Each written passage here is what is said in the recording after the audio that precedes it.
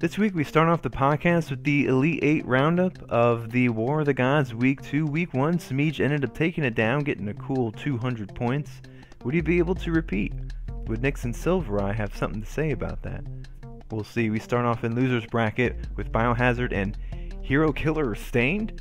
That's right, a Cyborg main ended up getting in the top 8, which is I think the first time in the history of the planet that's ever happened. He'd be going up against the best Bane in the business. Big leap of faith there out of Biohazard. And then this game, Biohazard seems to have it in the bag and then gets a dropped input or something. Hero Killer staying all over it. Ends up taking the second game. Would it be enough though? Biohazard would say no. He ends up taking that down. Good showing from Hero Killer Stain. Second, in loser side, we have Smeej versus Tweety. A rematch from last week's matchup of the week. Tweety opted to go with a little bit of Dr. Fate action. Wouldn't seem to matter, and we'll end up going back to Starfire. Again, doesn't matter. Tweety all over him, 3-0. On the winner side, Nyx and Silvereye. Nyx opting with Black Manta here, no dark side. Ends up getting the first game. Second game, got him in the corner, and ends up getting the second game with Silvereye recovers. The game 3 doesn't look good, and then Silvereye really clutches it out. But he's down 2-1. Would it be enough? Ends up being a yes. The third game, it's 2-2. Silvereye just runs a train on him, recovers, wins 3-2. We have on the other side of the winners bracket, Honeybee versus Titanium Tigers, showing off that Titanium Brainiac there. Looked really strong. Ended up taking it 3-0 over Honeybee. That was an absolutely disgusting conversion. I didn't even know that was possible. Really disgusting. On the loser side, Smeej and Nyx here.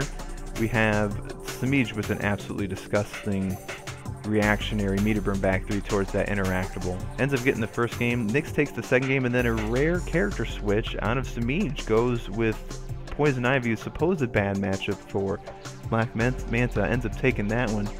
And then Nyx ends up using Darkseid, a supposed bad match for Poison Ivy, but he doesn't care. He ends up winning. Biohazard and Honeybee, we have some sibling rivalry here. Biohazard ends up getting a nice reactionary hit confirmed super. Gets the first game, second game, Honeybee catches him backdashing with that long range overhead. And then the third game looks like the same thing, but this time looks like Biohazard makes a good read and then a reactionary super there out of Honeybee.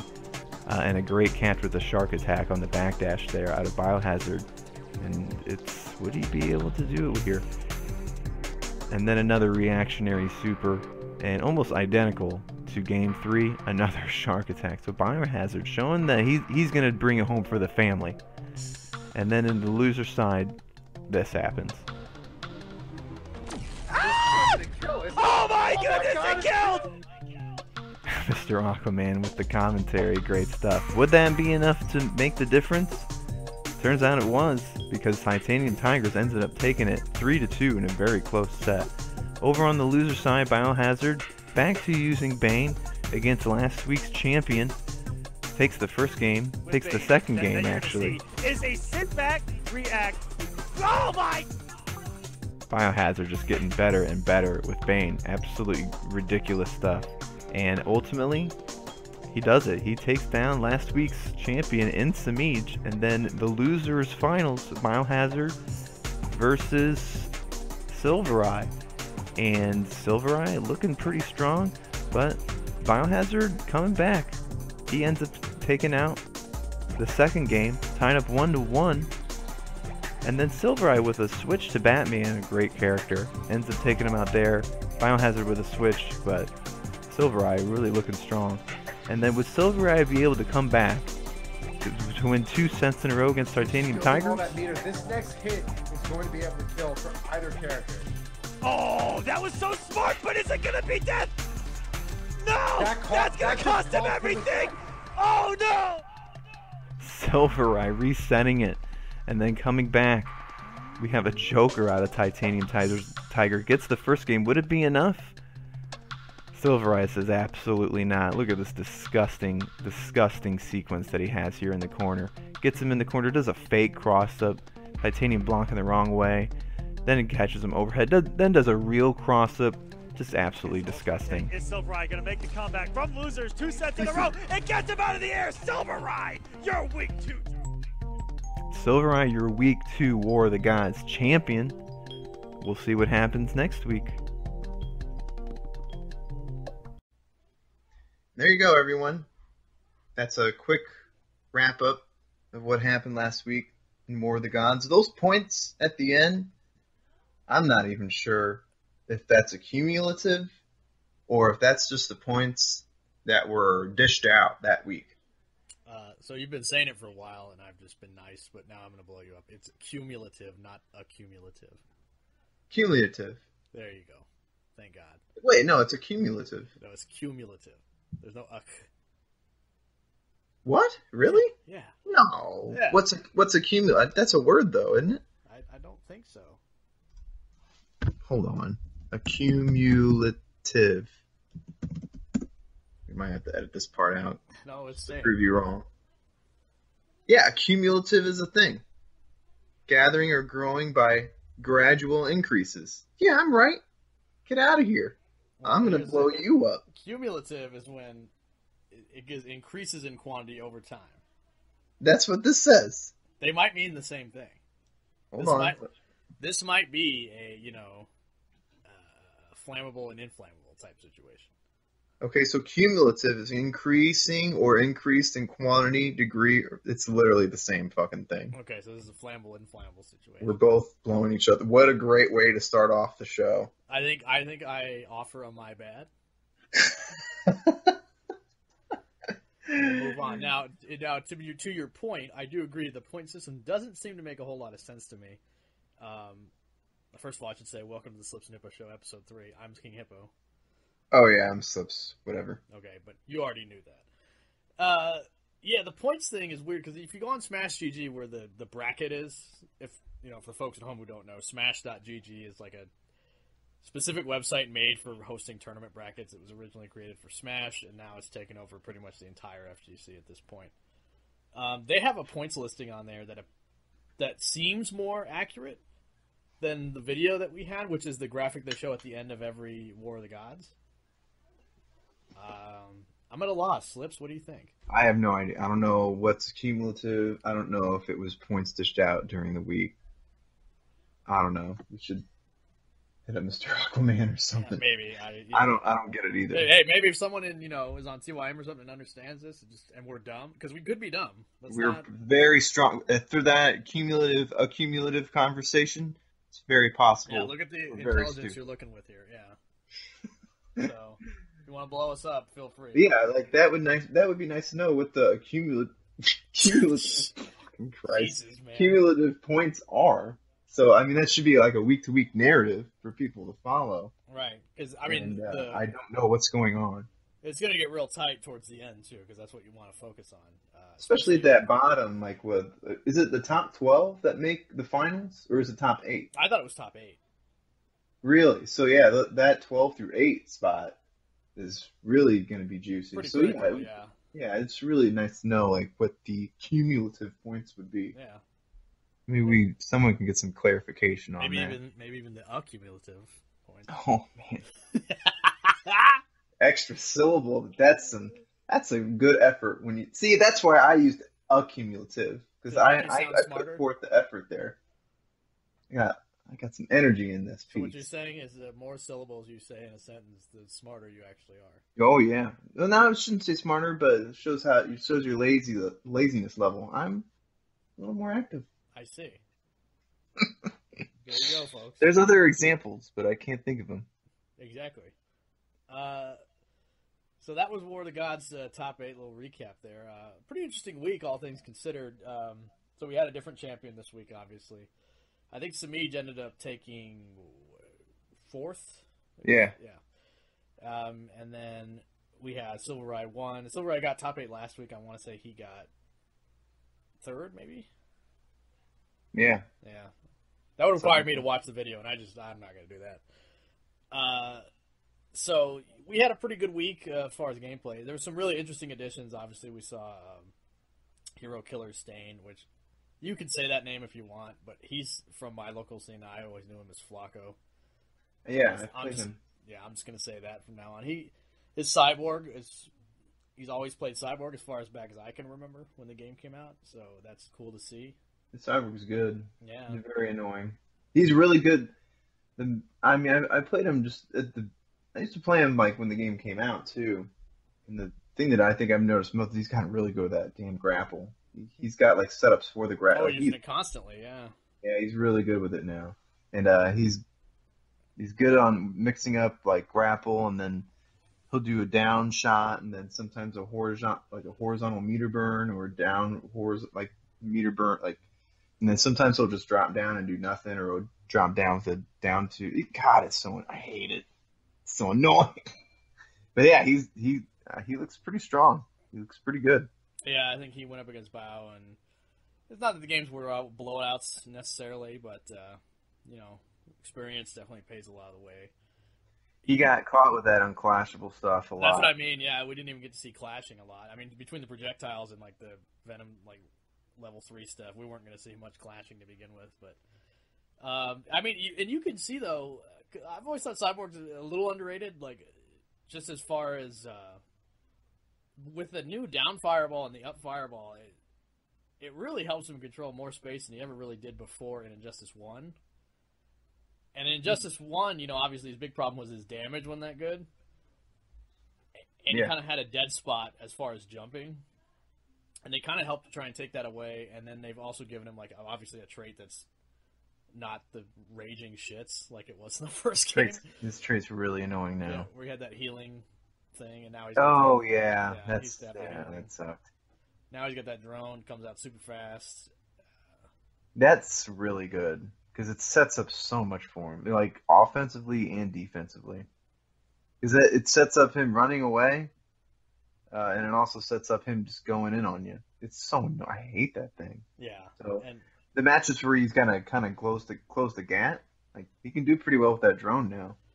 Yeah, and he can do a 50-50. He can jump and throw, or just shimmy or some crap like that. And against Bane, obviously he's going to be able to get that a lot more. Bane has no real projectile or something to stop him from doing it. He just has to dash up or something like that. And yeah, the thing with Bane is like when you take the offensive versus Bane, and he's got Venom, you might as well just not go in. that was like that seemed like for the unclashable stuff, not just against Flacco or whatever his name is, but against everyone. It's just like, when he's Venomed up, I think the last thing I'm going to do is like hit a button, like especially if he's at level 3.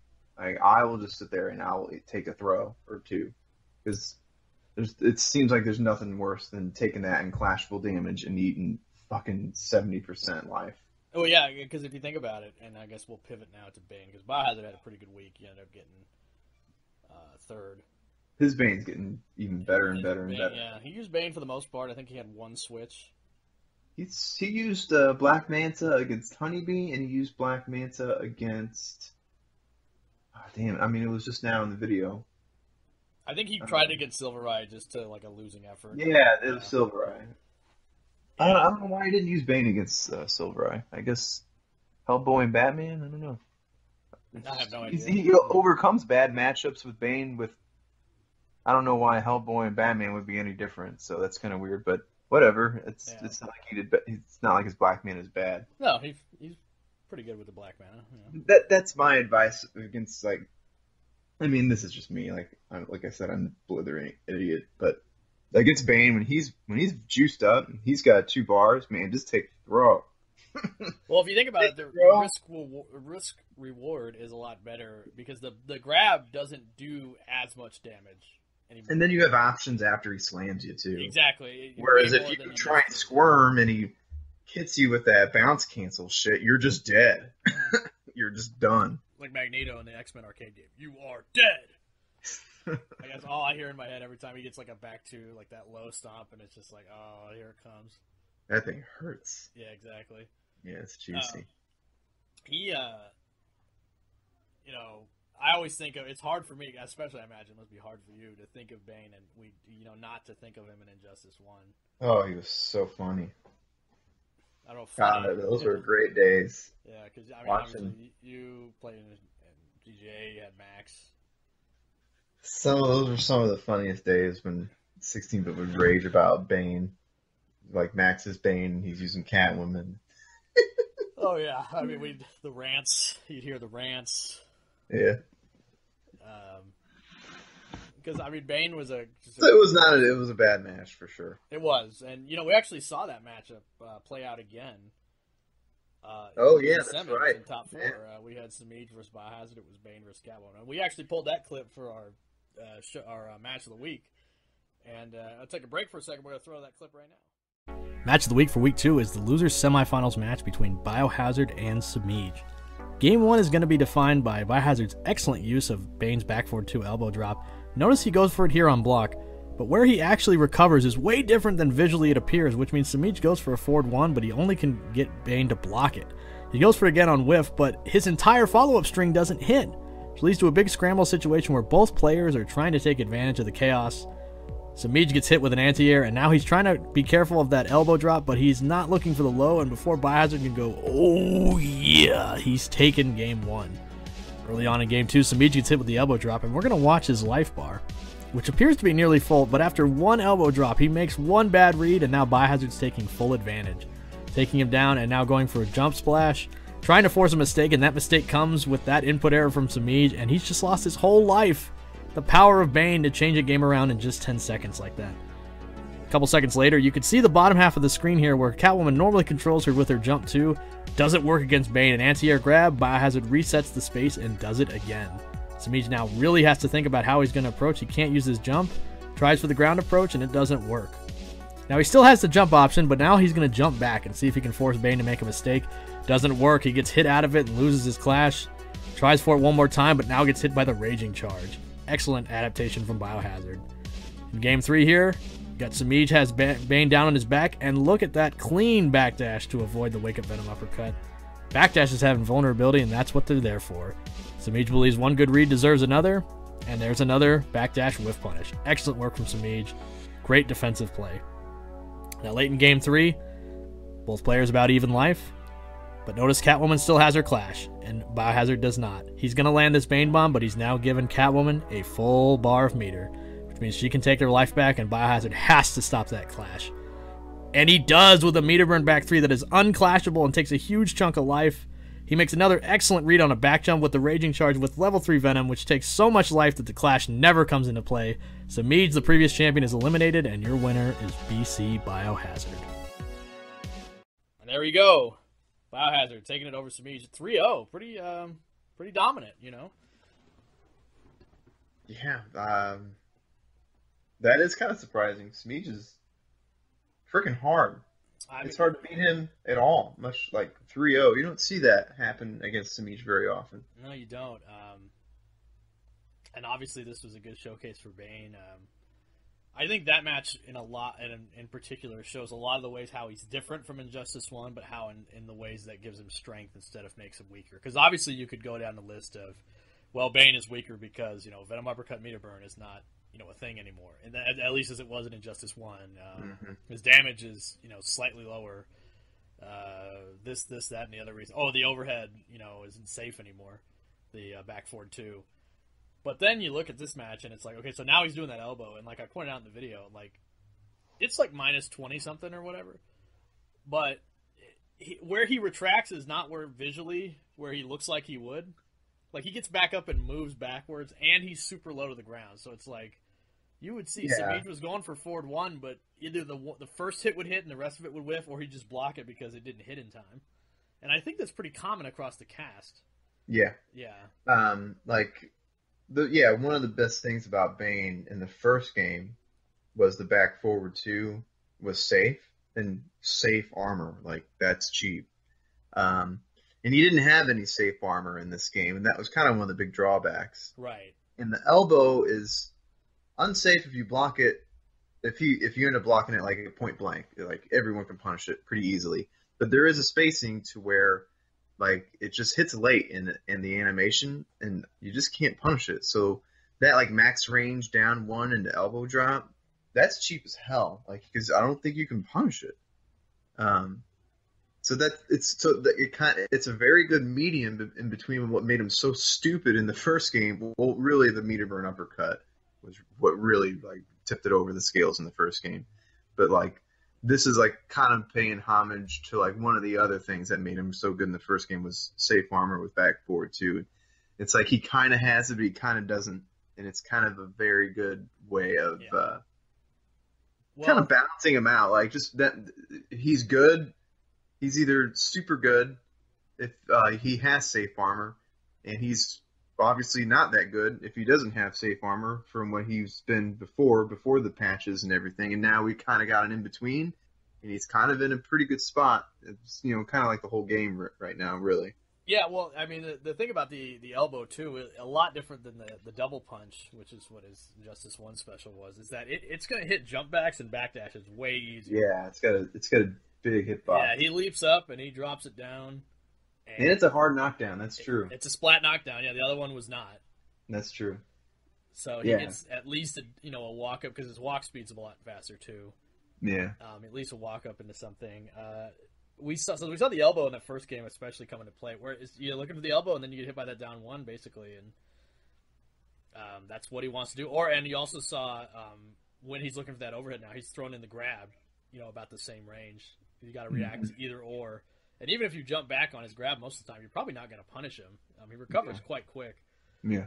Yeah, so that was a good thing. And obviously in Justice 1, he was defined by how incredibly safe he was and damaging in big chunks. But now he's not.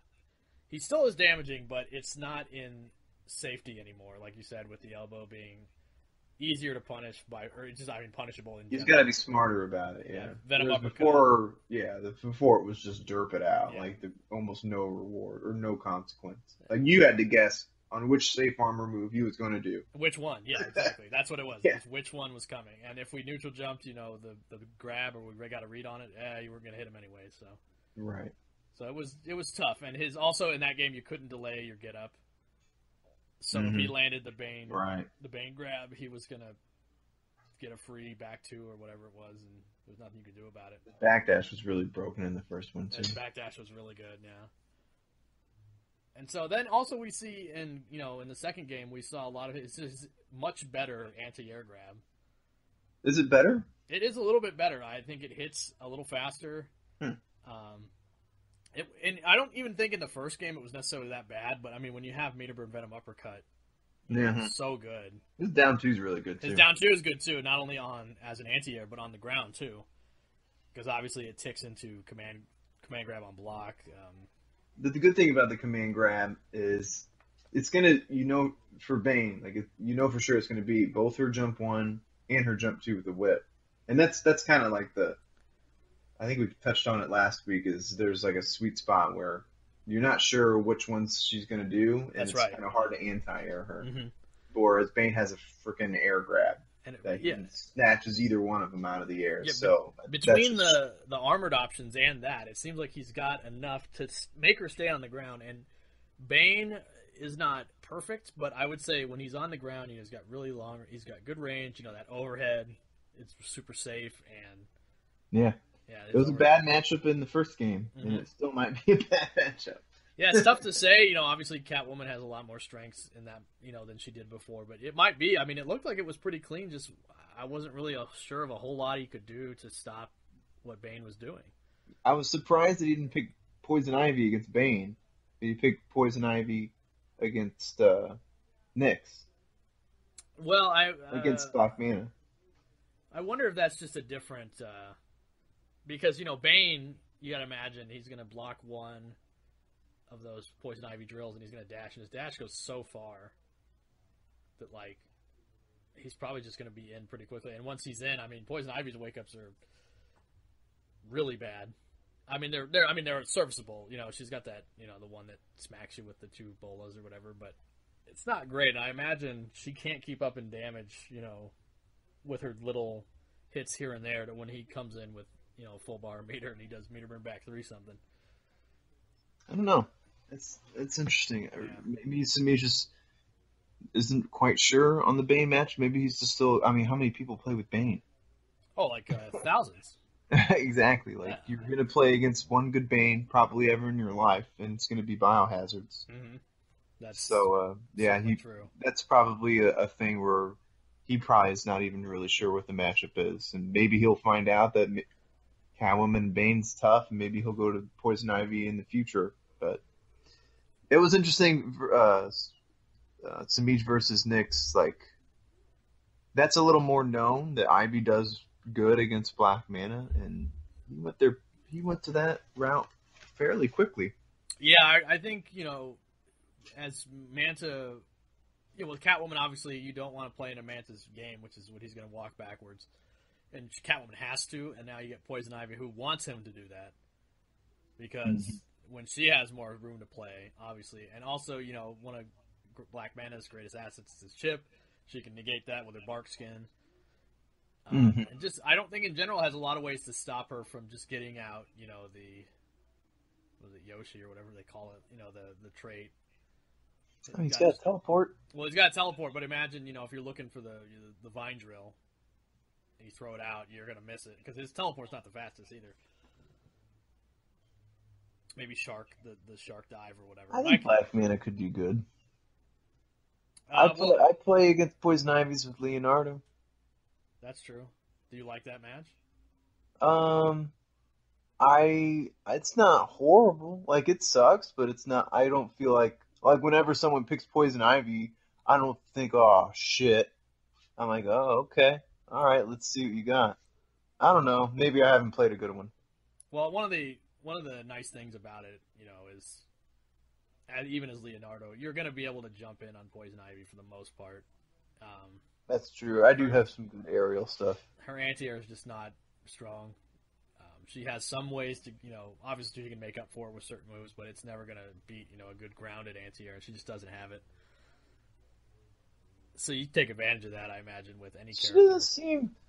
I'm surprised there's not more Poison Ivies. Like, what's wrong? I don't get it. It seems like she's got it all. Well, right? see, they complain about that anti-air thing an awful lot. I just don't know how much it matters. Oh, shit. She's got a couple of them. Like, she's got the meter burn back 3. That's pretty damn good anti-air. Yeah, I would imagine it would. Would be Instant jump 2, the little bicycle kick thing. It's kind of a hard read, but it works. If they're down 2, you can throw it out. Like, I don't know, but between those 3 things, like, I think she's all right. And she hurts too, and that stuff hits.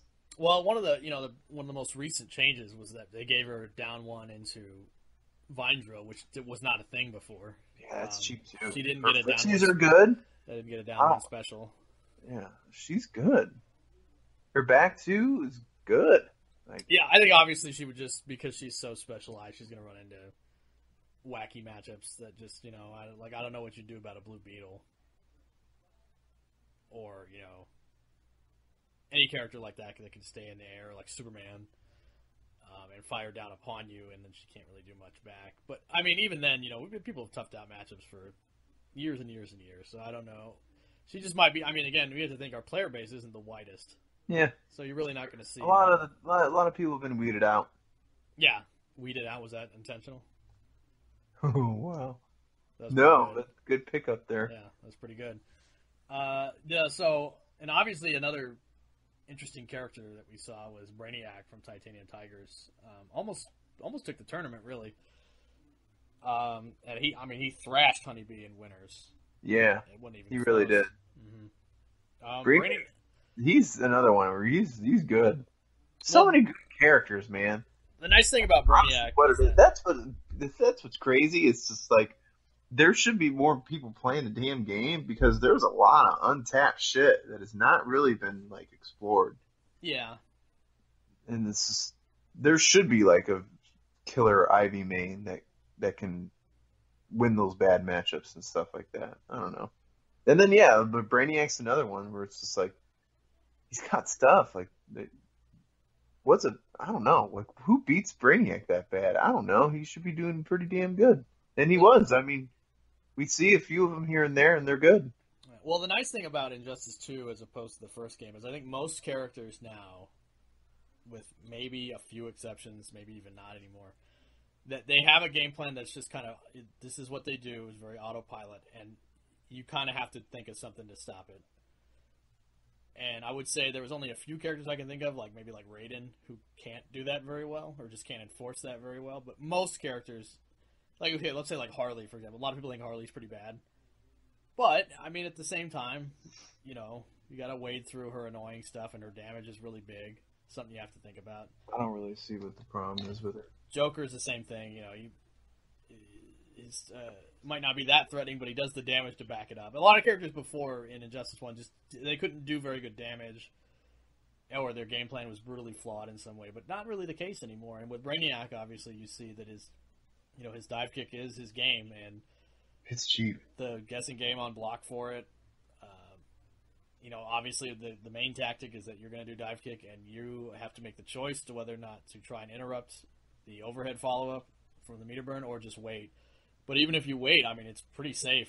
It's like it's going to be like -7 or 8, which isn't that bad. Well, if you wait, then you expect the meter burn. Then he does another one. Yeah, or another one, or he'll down one. Down one. Yeah. It's like you either wait and hope he doesn't 50-50 you. Yeah, and they gave him a down one low, which is pretty cool. It's a way of giving him a not very damaging guessing option, but still threatening nonetheless. So obviously the overhead is going to be the big damage. Let's just keep doing it though. Yeah, that's what I mean. It's very annoying. It's it low sets damaging. Up straight. Yeah, it does set up everything. Yeah. Yeah, like it sucks. Like I hate that damn thing. It reminds me, obviously Injustice 2 is very inspired by these 3D games like Tekken, Virtua Fighter, Soul Calibur, etc. It reminds me of kind of, in a lot of those 3D games, you'll have the safe low option or the safe-ish low option that you just kind of deal with, as in, like, maybe I'll just take the hit. Because blocking it is opening you up too much. So you want to just kind of take the low on occasion. He's going to do that down one, like, tendril move. That's going to be like, 18% or whatever. I don't know how much it does, but it's better than taking the overhead, because his damage is really good. I mean, it's like 400 damage, if he gets the dive kick. And God forbid if he lands dive kick, trait, dive kick, meter burn, back 3 or something like that. He's doing a crazy amount of damage.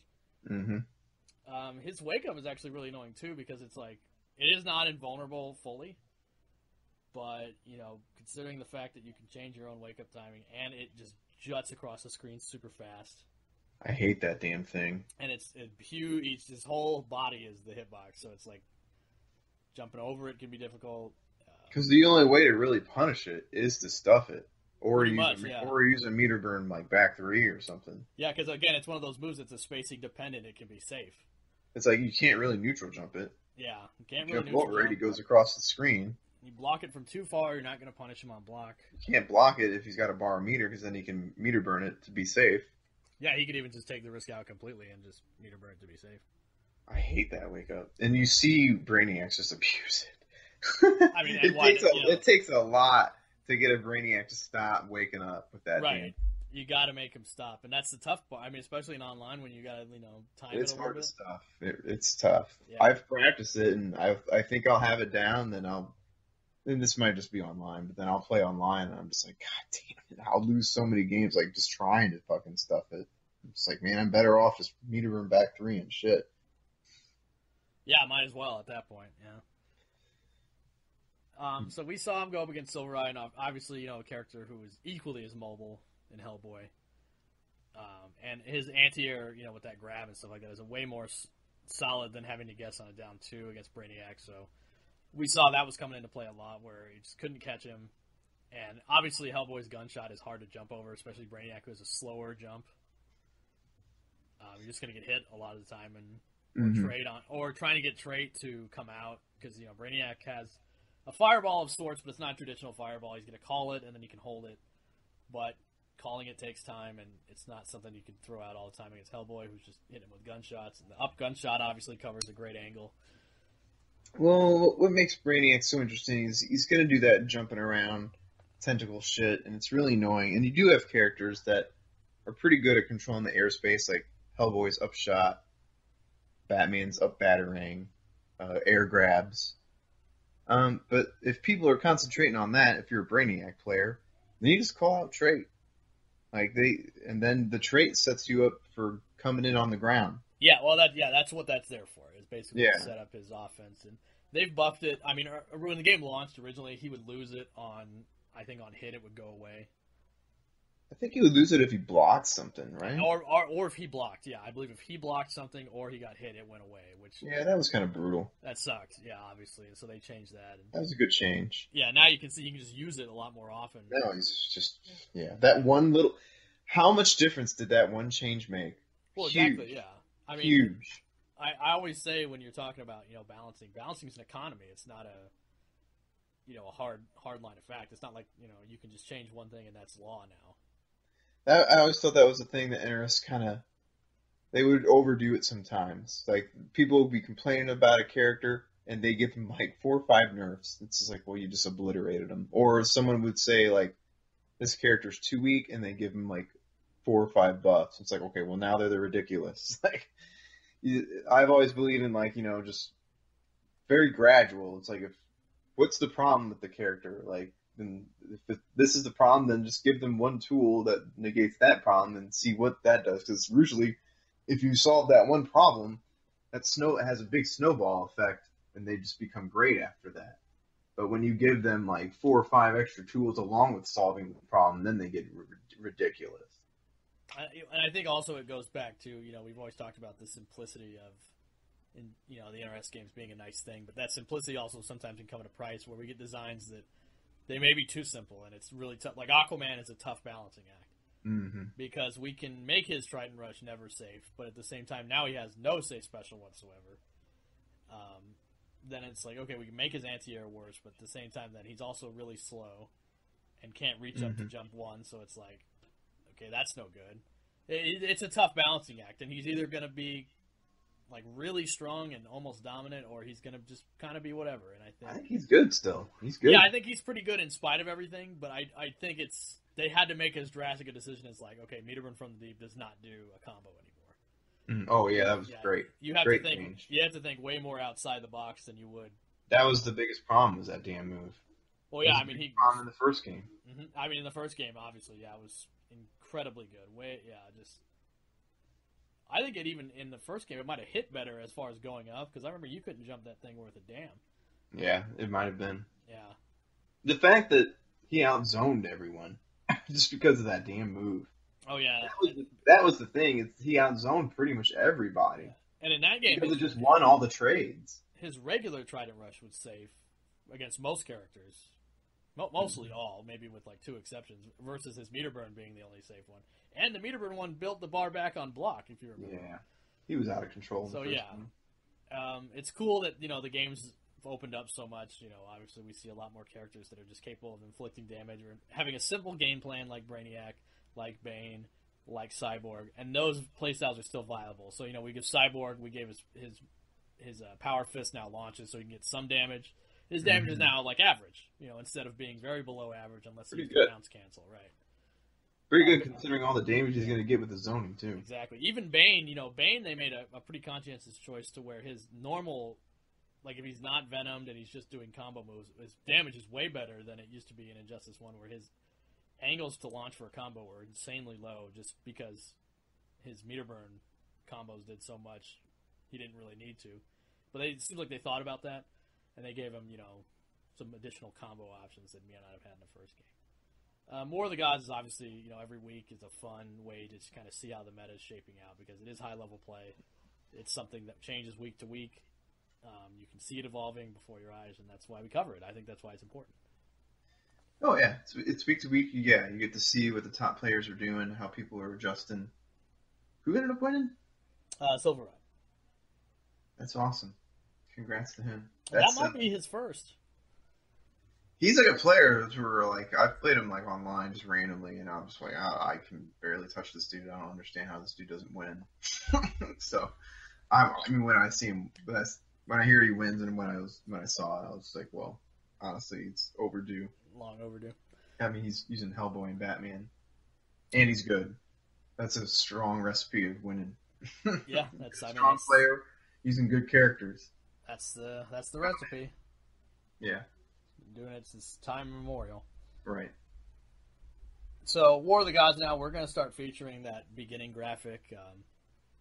It kind of helps us cut down on time, because I know a lot of people don't have 2.5 hours to listen to 2 fucking jack-offs yak about stuff. But, with that video, we can hopefully tone down a lot of the talk about the results and just talk about the gameplay, which is what people really want to hear, I think. Do you concur? Oh, yeah.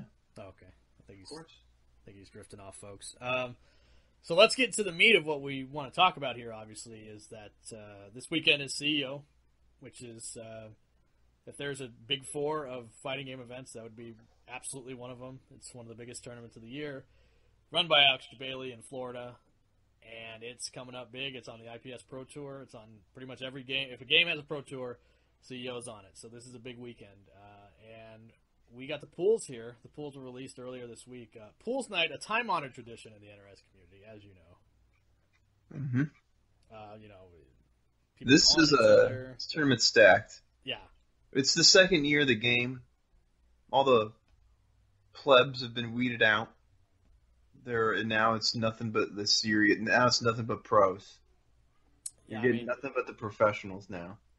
It's sharks. It's a bunch of sharks. And appropriately in Florida where the ocean is. So, wow, plenty of sharks. Last year, obviously, they don't have White Boy won any it. mascots for sharks, do they? They have Mariners, Dolphins. Well, there's a hockey team called the Sharks. That's San Jose. That's California. Yeah. They stole it. Well, the Florida has the Gator. I mean, that's... Yeah, that's a good one. Yeah, the Gator. But, no sharks. They have, there's no killer whales. Well, who wants to be a killer whale team? Dude, a killer whale? No, they regulate shit. I mean, just because the killer's in their name doesn't mean, like, they're super tight. They definitely kill shit. I know they do. I'm just saying that doesn't make them like, oh, man, this crazy man-eater. It's not like the shark. Like, no one thinks of, like, Shamoon as, like, man, you know, that hardened killer. You know, Shamu. I think killer whales do some damage to humans. I don't know. I'm sure they could, but, you know, it's not, like, as much as sharks. I mean, they're not all like Free Willy. Free Willy was... I don't think he was a killer whale. Free Willy was a killer whale! No. Yeah. What do you think it was about? A dolphin? It's about a killer whale? His fin was always hanging over because he was emo. He couldn't swim out in the ocean. That Michael Jackson song. Michael Jackson song? Yeah, I think that's that movie, right? Oh, yeah, that was... What was that? It was a song. I just remember that. The song wasn't called... I hope it wasn't called Free Willy. I don't think it was called Free Willy. Michael Jackson. I don't want the words free and Willy anywhere near Michael Jackson. So many porn jokes came out from that movie. God rest his soul. So the point of what we're saying is that killer whales not to be found as a mascot in Florida. Very odd. Now CEO does have a gimmick, which is professional wrestling. Right. You play the games in a actual wrestling ring. When it gets to the top final matches. It's one of the things I would have loved.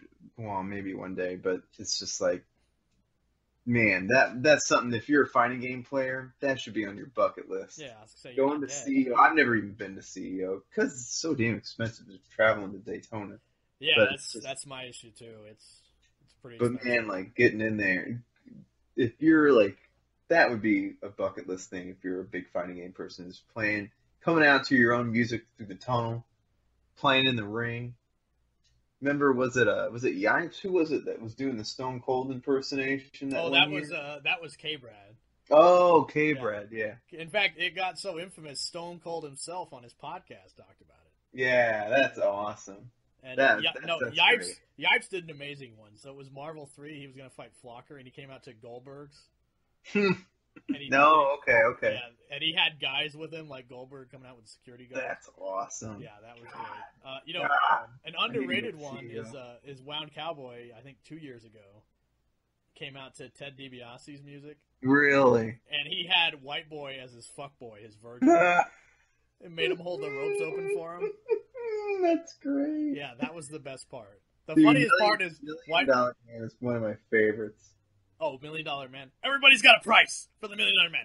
He was one of the best villains of all time. Oh, God, he was good. Him kicking that ball away from that kid. Oh, my God, dude. That's one of the best segments I've ever seen. Yeah.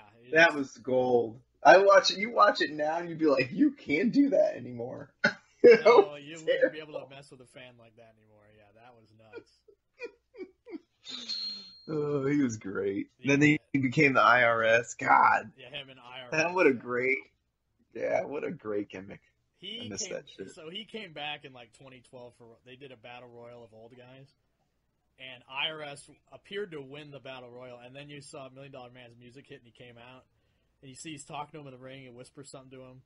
You see him pull just a big wad of cash out of his jacket and give it to IRS. IRS puts it in his briefcase and then leaps over the top rope, and the $1 Million Man wins by bribing his way to victory. That's awesome. Yeah, pretty great stuff. And Cowboy did a pretty good impression of him, and it's funny to think that White Boy went from holding the ropes open for, a little troll to winning CEO the next year. Oh, wow. Yeah, Virgil stepped up his game, yeah. I wish Virgil stepped up his game that much in his actual career. That would have been great. Right.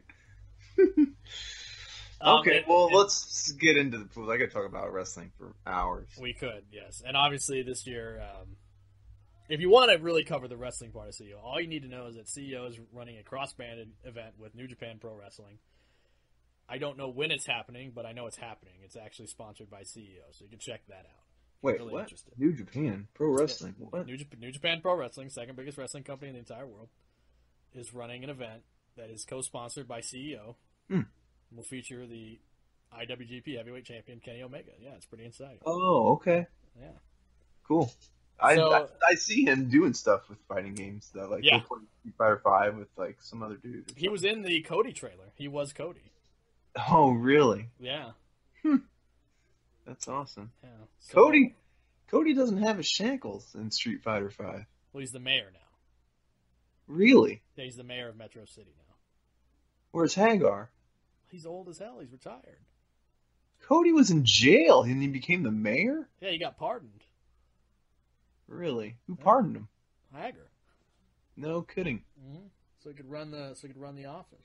Well, the big stipulation with Cody is he's one of the strongest Street Fighter characters, like fighting wise, in the lore, I should say. Yeah, the idea is if he's unchained, it's like Goku taking off, the weighted clothing. He's. Well, I think it was Akuma that fought him, or maybe it was Ryu. Someone one of the stronger in the lore, like Ryu or Akuma, fought him, and he had his chains on, or his chains, but he was handcuffed. His handcuffs, yeah. Yeah, and they ended up beating Cody, or maybe it was a draw. No, yeah, it's in one of the comics. Ryu and Cody are trying to win the last entry into the Street Fighter tournament. It's like the last chance qualifier. Hopefully, actual last chance qualifiers aren't as violent as the one in that comic. But so he's fighting Cody, and he's like, I fight with honor. Ryu is like, I fight with honor, and Cody's like, okay.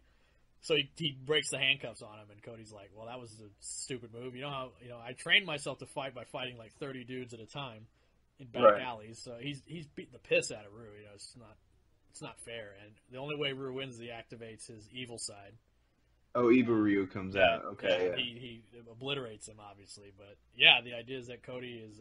Once he gets, he's one of the strongest. He's one of the strongest, and I think Ryu says man, good thing I turned into Evil Ryu. Otherwise, I would have been destroyed. Yeah, Cody is canonically. And I think Cody, he just walked away from it. It's like he didn't even care.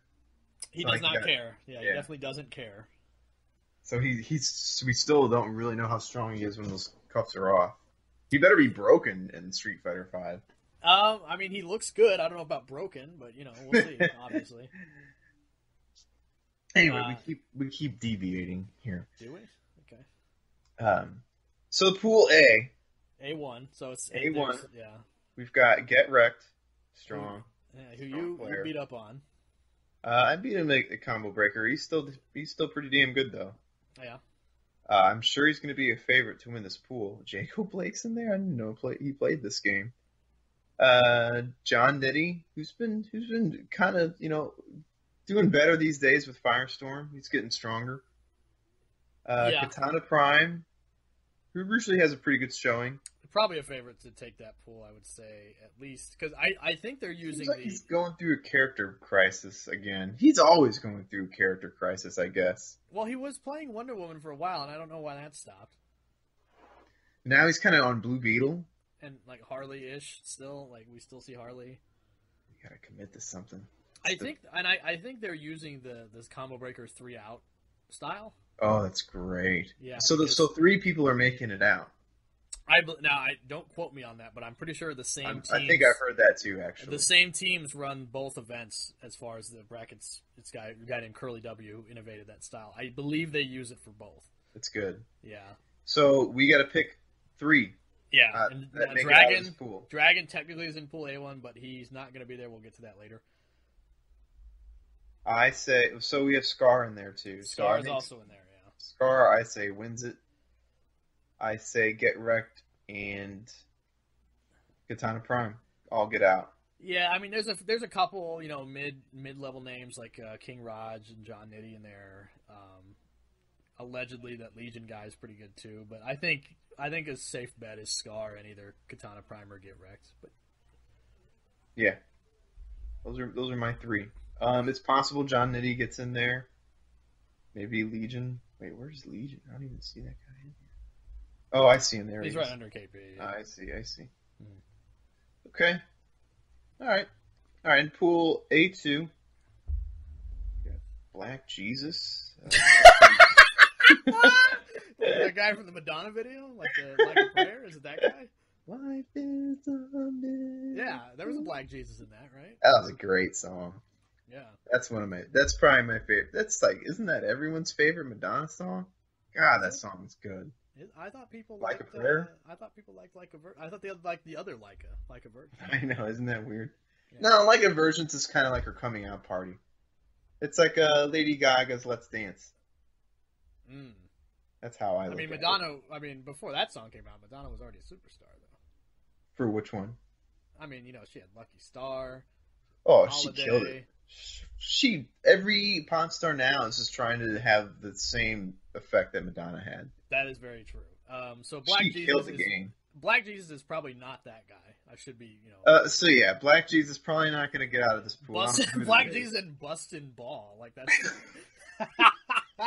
these names. Oh man. I saw a name on. I was playing Injustice. I saw a name that just made me laugh out loud for real. It was like your mom's dentist or something. I was like, "What the fuck is that? Your mom's dentist?" I want to say there was some event where Justin Wong, they were like seriously talking about the pools that he was in and like how he might have done it. One of his opponent's name was like Wiener Boner or Dr. Boner or something like that. Like you have to say it like, oh yeah, he's gonna go up against Dr. Boner. Yeah, I've heard like Jesus's hard cock or something like that. It's like, damn, you lost to a guy named Reverend Popoff. Think about that. Remember you lost to Reverend Popoff? Who? You lost to Reverend Popoff. Remember that at KIT? No. Oh, I do because you were emo about it. Who's Reverend Popoff? I don't know, but you kept saying it. You're like, I lost to goddamn Reverend Popoff. Which KIT was that? I don't know, but it was one of them because I remember you were mad. I don't even remember that one. I must have blocked that one out from my memory. Some of the other names in there, I don't think he plays as often, but Decay is an old name from Injustice. Decay NRS. He's a NRS dude. Yeah, he actually, I don't know if he works there anymore, but he did do QA for a time, much like you did. He plays Swamp Thing, I think, and is probably honestly one of the better Swamp Things because there's another guy you don't see a whole lot. It's another character that seems pretty damn good now, but you just don't see him. Yeah, Deoxys, he's the one that immediately would stand out, probably as a favorite. Yeah. He had I think it was Texas Showdown that he won. Mm-hmm. He's been doing a lot better in general. Seems to find it clicked with Blue Beetle, so he's been looking a lot good, or pretty good. I think he just made it in top 8 War of the Gods. Yeah, I think he did. I think so. Yeah, I haven't seen the week 3 results, but I believe you're right. Kiltron is a person that you see. It's a name. It's a mid-level name you see. Probably most famous for being confused for a girl during one CEO where he beat. It was one of these like random Zod player. Like it wasn't even like a huge deal, but like Flo was like, "Look at this little girl beat this guy," and really. And then I think he had to say like, "I'm not a girl." Oh my god. So that was fun. Magic Man, who I think you're pretty familiar with, right? He's got a good firestorm. He's solid. Nubcakes. Ooh, that's a good one. That's a tough pool. Yeah, that is a good pool. Yeah, Nubcakes hasn't made a splash yet. This kind of like War of the Gods or these past couple of tournaments, but last season in War of the Gods, I think he made IPS finals based on the strength of his online play. Always a pretty solid player. Batman. 100% Batman. 100% Batman. He's from He also LA area. just recently made it into top 8 in War of the Gods in week 3. He was in this week. Okay, yeah, because he's always been close. If you look at the farther you look in the brackets, he's always pretty close. He almost never like just loses to some dude. Like whenever he either beats top people or he loses to top people. Like he's just good. Dude, this pool is stacked. Keep going. Rewind is ridiculous. He got top 8 at Combo Breaker. One of those guys who's kind of always the bridesmaid for a while. He kills it online. Yeah. Last couple seasons in War of the Gods, he's been killing it. Usually in like the top 3 or 4 points earners. Yeah. And then Vendetta, who's like a pretty good like a mid-level Florida player. Not bad. Triclops is good too. He's got a really good Atrocitus. Really, I don't know about Triclops. Yeah, he's good. Okay. This is a really good. Damn, this is a lot of people that aren't going to be advancing. Yeah, if we're going to go with the 3 out, I would say, to me, you're probably looking at Rewind or Deoxys for the winners. Right. If I had to guess. And then I would say Nubcakes and Magic Man. Yeah, I agree. Well, one of those, so it's got to be... either Magic Man, Nubcakes, or Triclops or Vendetta aren't making it out. Right. Man. That is a pool A2. Jesus. That's a pool. That's a tough one. Bring your floaties. I mean, Nubcakes might not make it out. Magic Man, he's good. He might not make it. Triclops. Ragnarok is pretty good too. Vendetta, he's got a good, what is it, Robin? Maybe, I don't know. Man. Poor Black Jesus. Yeah, I mean, Black Jesus. The biggest victim in this is Black Jesus dying once again for our sins. Yeah, he's just trying to save. He's trying to save mankind from their own sins, and here he is thrown in the deep. He's supposed to get with Madonna without being racially discriminated. Shit. Wait, is that all Black Jesus was brought back to do? That's what happened in that music video. That's true, and then they sang. It was about Black Jesus and Pepsi, as far as I can remember. Yeah, she lost her deal with Pepsi on that. That was a big deal. Yeah. I remember as a kid, I was like, "What? Who cares?" It's weird. It's weird how Pepsi doesn't want to be associated with Black Jesus. Well, that was so weird. Even as a kid, I thought that was kind of weird. She lost her sponsor. Like, who cares? I don't know. Who knew? Like, no one knew Jesus. What? No one these days knew Jesus. Wait, are you saying Jesus was not over back then? Like I'm just saying, like we don't know what race he was. If he wants to be black, he can be black. I think we need to move off this subject. It's getting this might get ugly. Someone's gonna say one of us is gonna have to apologize on Twitter after this. Yeah, exactly. Pool A3.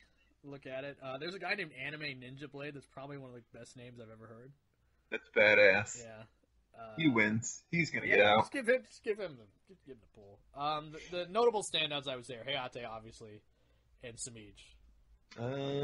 King Gambler. The big standouts I would say are Samij and Hayate, and then you've got the good ones like you're right. Did you play King Gambler at Combo Breaker? Was that the other Combo Breaker? Yeah, the Fate you played, right? I think. Yeah, he's really good. Yeah, he looked pretty good. I ended up beating him, but it was super close. It was. I made like a ridiculous read in the last game that I ended up taking, but he ended up outplacing me actually. Yes, I put him in losers and he ended up outplacing me. I think he got top 16. Nice. And I got in like top 25. But I mean, he's one of, I think he's pure Fate too. I think he plays a little Green Lantern, but I think he's like 100% Fate lately. All right. Punk is there. Punk lately has kind of fallen off as being like a real threat. I don't see him really making it out of the pool. He could, but probably not. He's not making it. I would predict I'm going to go with Newbie. Newbie's interesting because Newbie was a really good player in Injustice 1, and in MKX started kind of not doing as hot, and in Injustice 2, I don't even know. I don't know who he plays with. I think he plays Cheetah. Oh, that's right. Yeah. That's weird. Yeah, he just hasn't been showing up as late. The other name I would say that's recognizable is Churny Volk, who I just mainly know is who is loud and annoying on Test Your Might. He might actually be good. I don't know, but so props to him, I guess. I think he plays Black Mana. So I say Smeej comes out and winners in that one, followed with Hayate and King Gambler. Is that King Gambler? Okay. Who's your picks? Anime Ninja Blade. Oh, Anime Ninja Blade's definitely making it out. Yeah. I think that's it. Well, so mine would be Smeej and Hayate. I agree. I think that's pretty well accepted. We can't underestimate Dope as a wolf. Which I don't think wolves are dope. Are they? Are wolves dope? Wolves are dope, dude. Are they dope? Yeah, wolves are badass. I saw that Liam Neeson movie. They were pretty dope in that. Dude, wolves are the ultimate freaking dog. Like, they're badass. Even lions won't fuck with wolves sometimes. That's how badass they are. Is that canon? I don't know about that.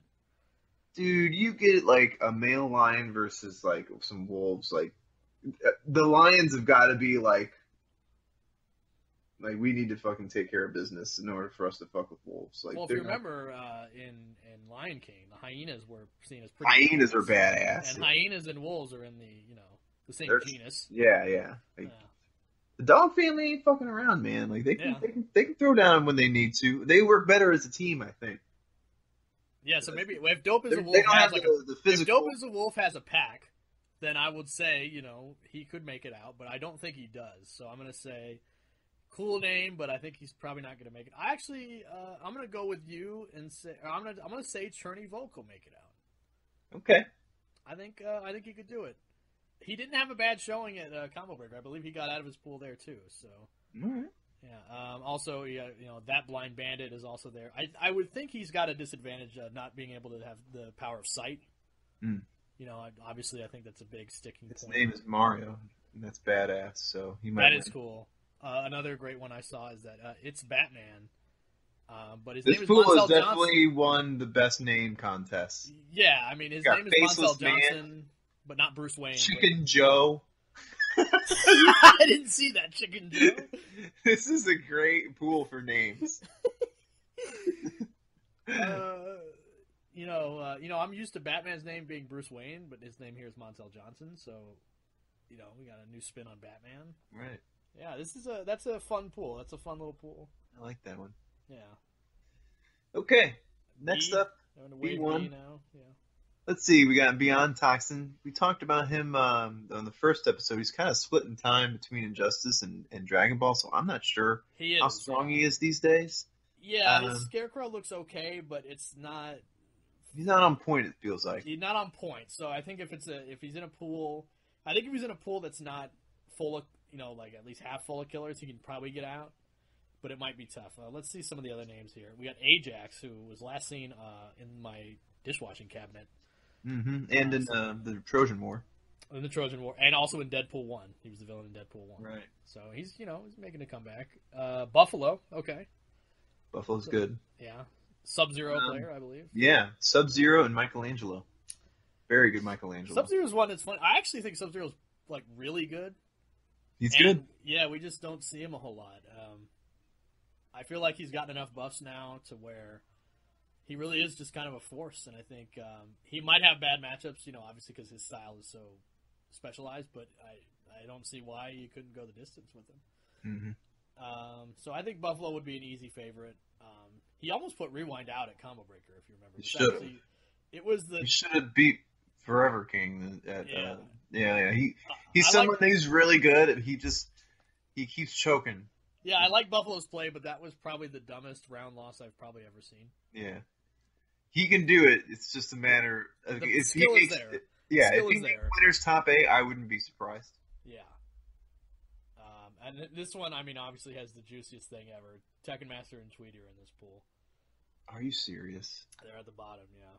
Oh, what? Whoa! Juice alert. That's juicy. Yeah, that's... So are they really playing first? They're not playing first round. I don't think... I think it's just alphabetized, and they fixed it. Oh, yeah, they haven't... so the bracket's not available yet, okay. Yeah, so it's alphabetized when you see it here. So that's really funny. Because those names are definitely going to come up as far as who's going to get out of the pool. So for people who don't know, these two got in a big Twitter war we kind of touched on the first episode. I think the first episode, yeah. Yeah. Tweety pretty much said, he's going to body any international Atrocitus players, and the only international Atrocitus player that I guess there's Tekken Master, which you took offense to it, and there's Irish Mantis, who I don't think gave a shit at all. Yeah, I think But Tweety and Tekken Master just kind of went back and forth. There's supposed to be a huge money match, a combo breaker. Tekken Master backed out the last second. I don't even think it was for money. I think it was just a play. I thought it was for money. No, I think it was just a play. Well, either way, Tekken out. Master pussied out. He was like, eh. Whoa, pussied out? Well, that's controversial. Some people He did. He backed out. Some people wouldn't say pussied out. What? I heard. How else are you supposed to say it? I heard that, if you ask a cheetah to race some dogs, that's an insult to the cheetah. Like, the cheetah's not going to insult the race by racing. You know what I mean? Well, when you got a whole crowd of dogs saying you ain't shit, you should probably race. Well, in the ultimate, comeuppance, Tweety ended up winning the tournament. Tekken Master did not make time. Yeah, and then Tweety ends up winning the tournament. Yeah, he went back to dog talking shit wins the tournament. He went back to Baccarat pretty salty, probably. Yeah, that would be, man. This is a stacked pool because we also got Gur in here. I didn't even see Gur. Wow, okay. So we got Beyond Toxin, Gur, Tekken Master, Tweety, and there's someone else in here that I noticed. There's just a guy named Scum. I wish that guy had a better opinion of himself. Beyond Toxin, Buffalo. There's Dag. Buffalo. I don't know if he plays the game. I think Buffalo was the other thing, and yeah, Dag was who has the funniest name ever, Diego Bonarito. He was pretty good in Injustice and MKX. Every now and again you might see him sneak it. I think it's CEOs. He always ended up making top 8. Like this is like his tournament, yeah. Yeah, by hook or crook. So that's something to think about. I saw Crazy Bone and I thought it was the Crazy Bone, but as I remember, Crazy Bone spells his name with a K, not with a C. Right. Not the Crazy Bone from the LA area, but this is a different one. Yeah, I think this is a tough pool to Tekken Master and Tweety to me are the obvious. They're probably going to fight. And Gur. Yeah, and I would say Gur. Yeah, I mean that means Buffalo isn't going to make it, and Beyond Toxin. Yeah, I think, like I said, we said Toxin could probably get out if a pool wasn't too stacked, but this one's pretty stacked. Beyond Toxin's definitely not going to make it. So, the question is it going to be between Buffalo or Gur? I'm going to say Tekken Master, Tweety, and Gur. Tekken Master, Tweety. I'm going to go Buffalo. Okay. I mean, actually, I'm just doing it to be devil's advocate. Just to say, haha, I was right if you're wrong. Oh, okay. That's always good. Yeah, thanks. But yeah, I think you're right. I think Gur will probably make it out. But Buffalo could beat any of them. Tweety was actually talking about how he can't beat Buffalo. Oh, well, there you or go. Gur. Or something like that. Okay. So he's kind of, I don't know, buffering his loss. I don't know. We'll see. Is he trying to just show that he's weak, or is he trying to downplay himself and actually be super strong? Or is it actually self-fulfilling prophecy? Is he really going to lose to those guys? We'll see. We shall see. Yeah. Pool B2. Let's see. We've got Coach Steve. That's a strong favorite. Comp Bros, your journeyman fighting game player. Oh, shit. We got Gross in here. Yeah, Gross is in there. Okay. Slayer, who... What? Theo's in here? He is, yeah. Slayer's in here, who hates women. I don't know about all that. I mean, he had a pretty shit take, but I mean, that's what... What happened? He made some tweet? Yeah, so... Was it a tweet? Yeah, this lady who writes a lot of, she used to write for Red Bull. I don't know if she does anymore, but she made a tweet about how she thinks there's so many beautiful women in the FGC, and then Slayer quote tweets that and says, "Yeah, none of them make top 8." And he put the raffle, the ah ha ha. Oh my god! And it was just like, man, he got slammed. I mean, he got what an idiot. Every part of the admin. I mean, if you all know Slayer, not the brightest bulb. Sorry, man. I know it's true, but and then the thing is, so he's getting blown up, and then he tried to double down as far as like, LOL, it's a troll, like get the fuck out of here, get over it. And I think he got browbeat so much he ended up deleting the tweet. Jesus. Yeah, it was. That's funny. Well, ill thought out, I think. But nevertheless, I guess he's trying to be funny. Looking back at this pool too, it's ironic. There's so many ladies in here.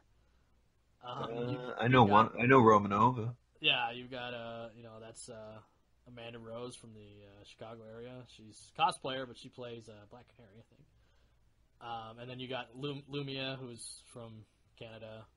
Oh man, what if one of them beats Slayer? Yeah, and then the other one is Infinity, who plays Catwoman. No shit. Yeah, she's also in there. God. So really, Slayer got into the best pool possible. This might be karma. He's got to watch out for all three of them ladies. Oh man, they're gonna be after him. Oh yeah, like back to back to back. Yeah.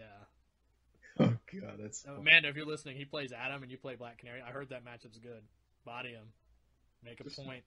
Just block until you get your trait, and then go in. Well, and then as far as I know, I don't think any part of Ford 1, 2, 3, 1+3 actually hits Black Canary. Like I think it all whips. What?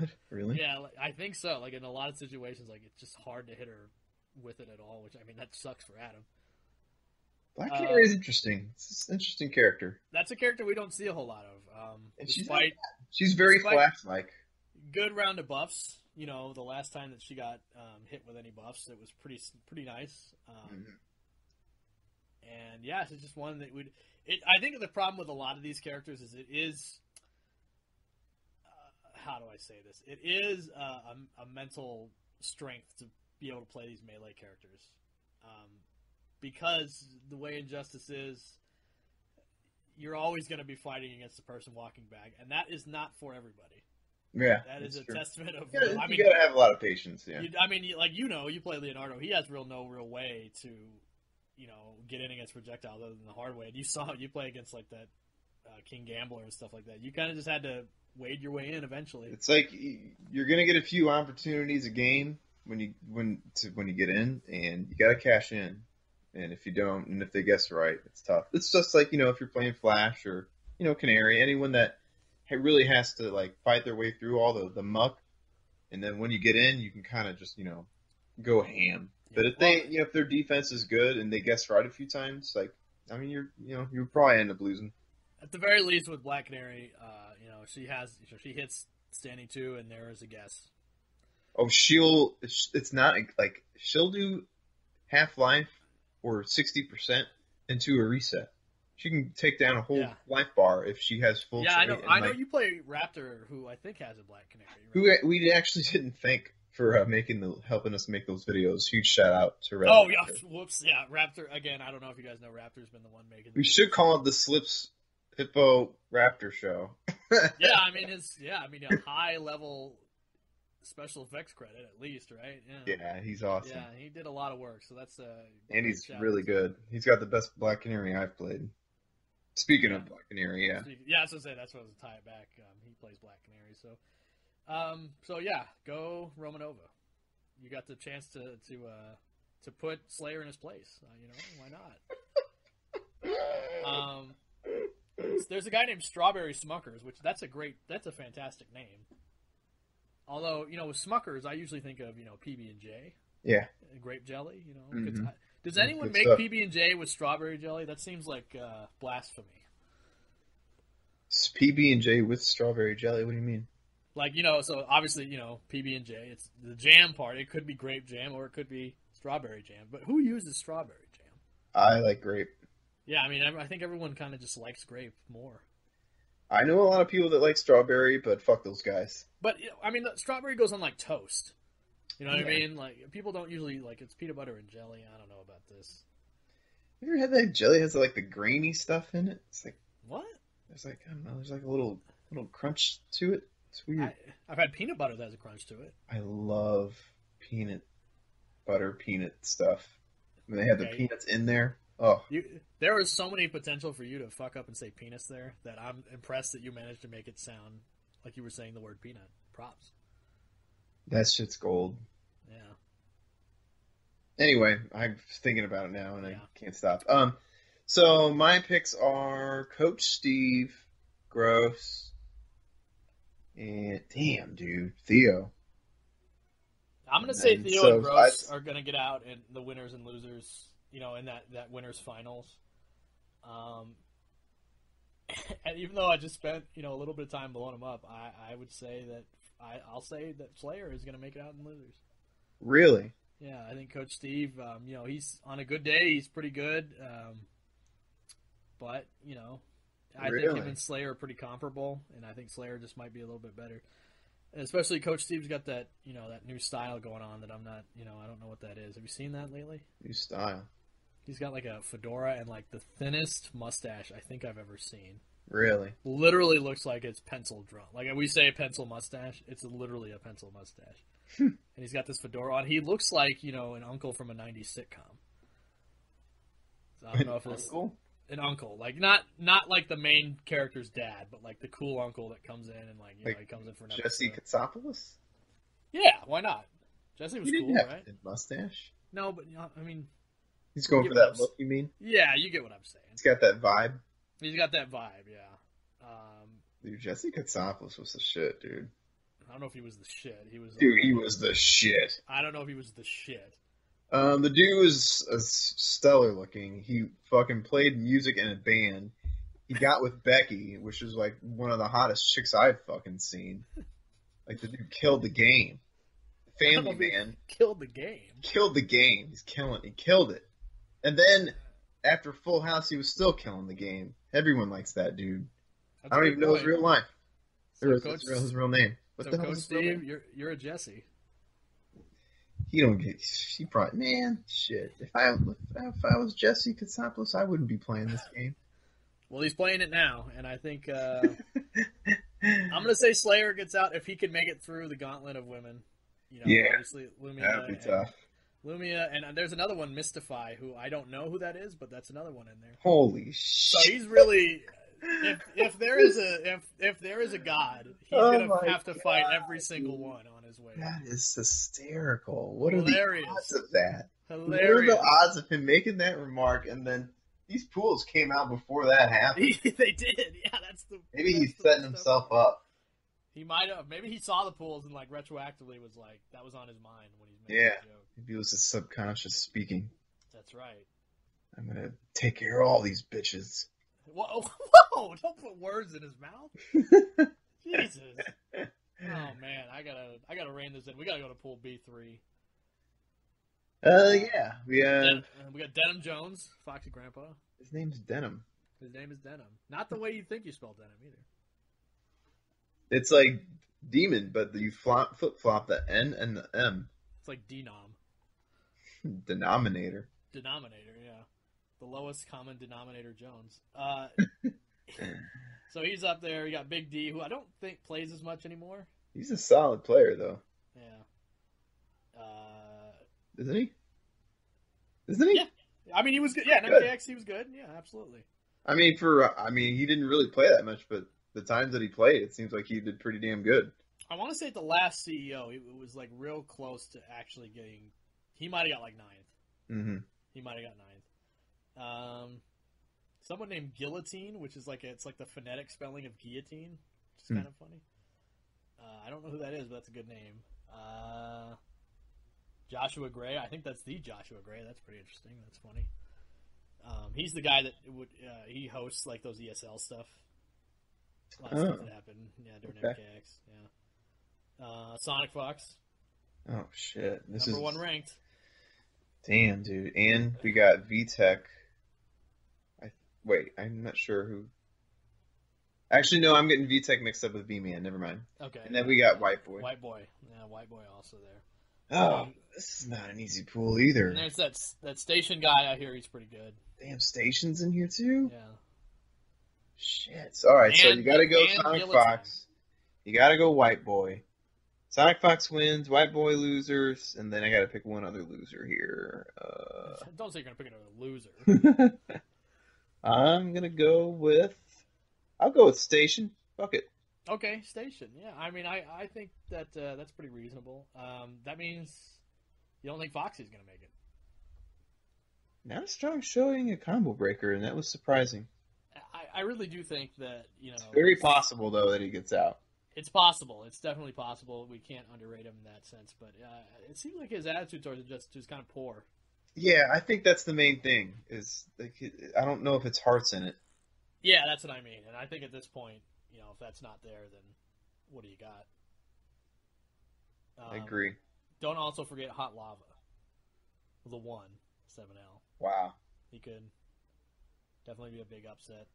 Have you seen that Facebook video where it says, like, this is what lava sounds like? And it's like a video from, like, Hawaii with, like, some lava, like, tumbling through, like, this forest or something, like, at super high rate. And then you turn on the sound and it's the fucking Mario Brothers 1 dungeon music. It's like, fucking internet wins again. Jesus Christ. Yeah, that's awesome. I mean, when I think of lava, I definitely think of that level. It's so good, yeah. Yeah, that's pretty awesome. So yeah, I think Sonic, White Boy, and I'll say Foxy. I know you said Station. Okay. I'll say Foxy. It's a solid pick. Yeah. All right, next pool, C1, we have Biohazard, so he wins. Forever King, that's actually really interesting. Yeah. Oh shit, we got Mystery Bot, Viking. I think it's gonna be that order. I'm gonna go Biohazard, Forever King, Mystery Bot. Mystery Bot, okay. Oh shit, Illusions is in here. Yeah, I'd say Illusions, but Illusions hasn't been around, and it looks like he's kind of a little rusty. He might take some time to get back to, because he was pretty good, but he wouldn't make top 8s, but he was pretty good. And I think he's kind of, since his time off, it seems like he hasn't quite gotten to that level he used to be. Yeah. So I think Biohazard and King is a pretty good. I know Darth Arm is there, but he doesn't really play. Like, he plays, but not on the level. I heard that Jackal guy is pretty good, but I don't know if he'll necessarily be able to beat any of those three.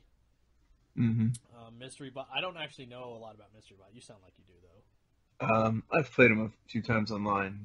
His Brainiac's really, really good. Very good. Okay. Oh, actually, I do know that because I want to say he beat Gur at Combo Breaker. Yeah. Right? Yeah. Okay. So that's good. He's very good. I'm surprised he doesn't do better. Well, maybe this might be his time. Yeah. So yeah. Viking, he's had strong showings in the first Injustice, didn't he? A long time ago. Yeah, I think he kind of, by the time of MKX, he wasn't, I don't think he was playing as much, so I don't know really what to expect. I think he's just kind of there. Illusions is interesting because I think he could be good. I like his Green Arrow and what he does. Yeah.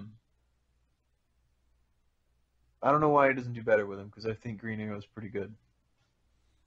Yeah, I mean, Green Arrow I think I actually think Green Arrow is a very strong character. Yeah, he's good. Entirely sure why he goes so underplayed. It's very annoying.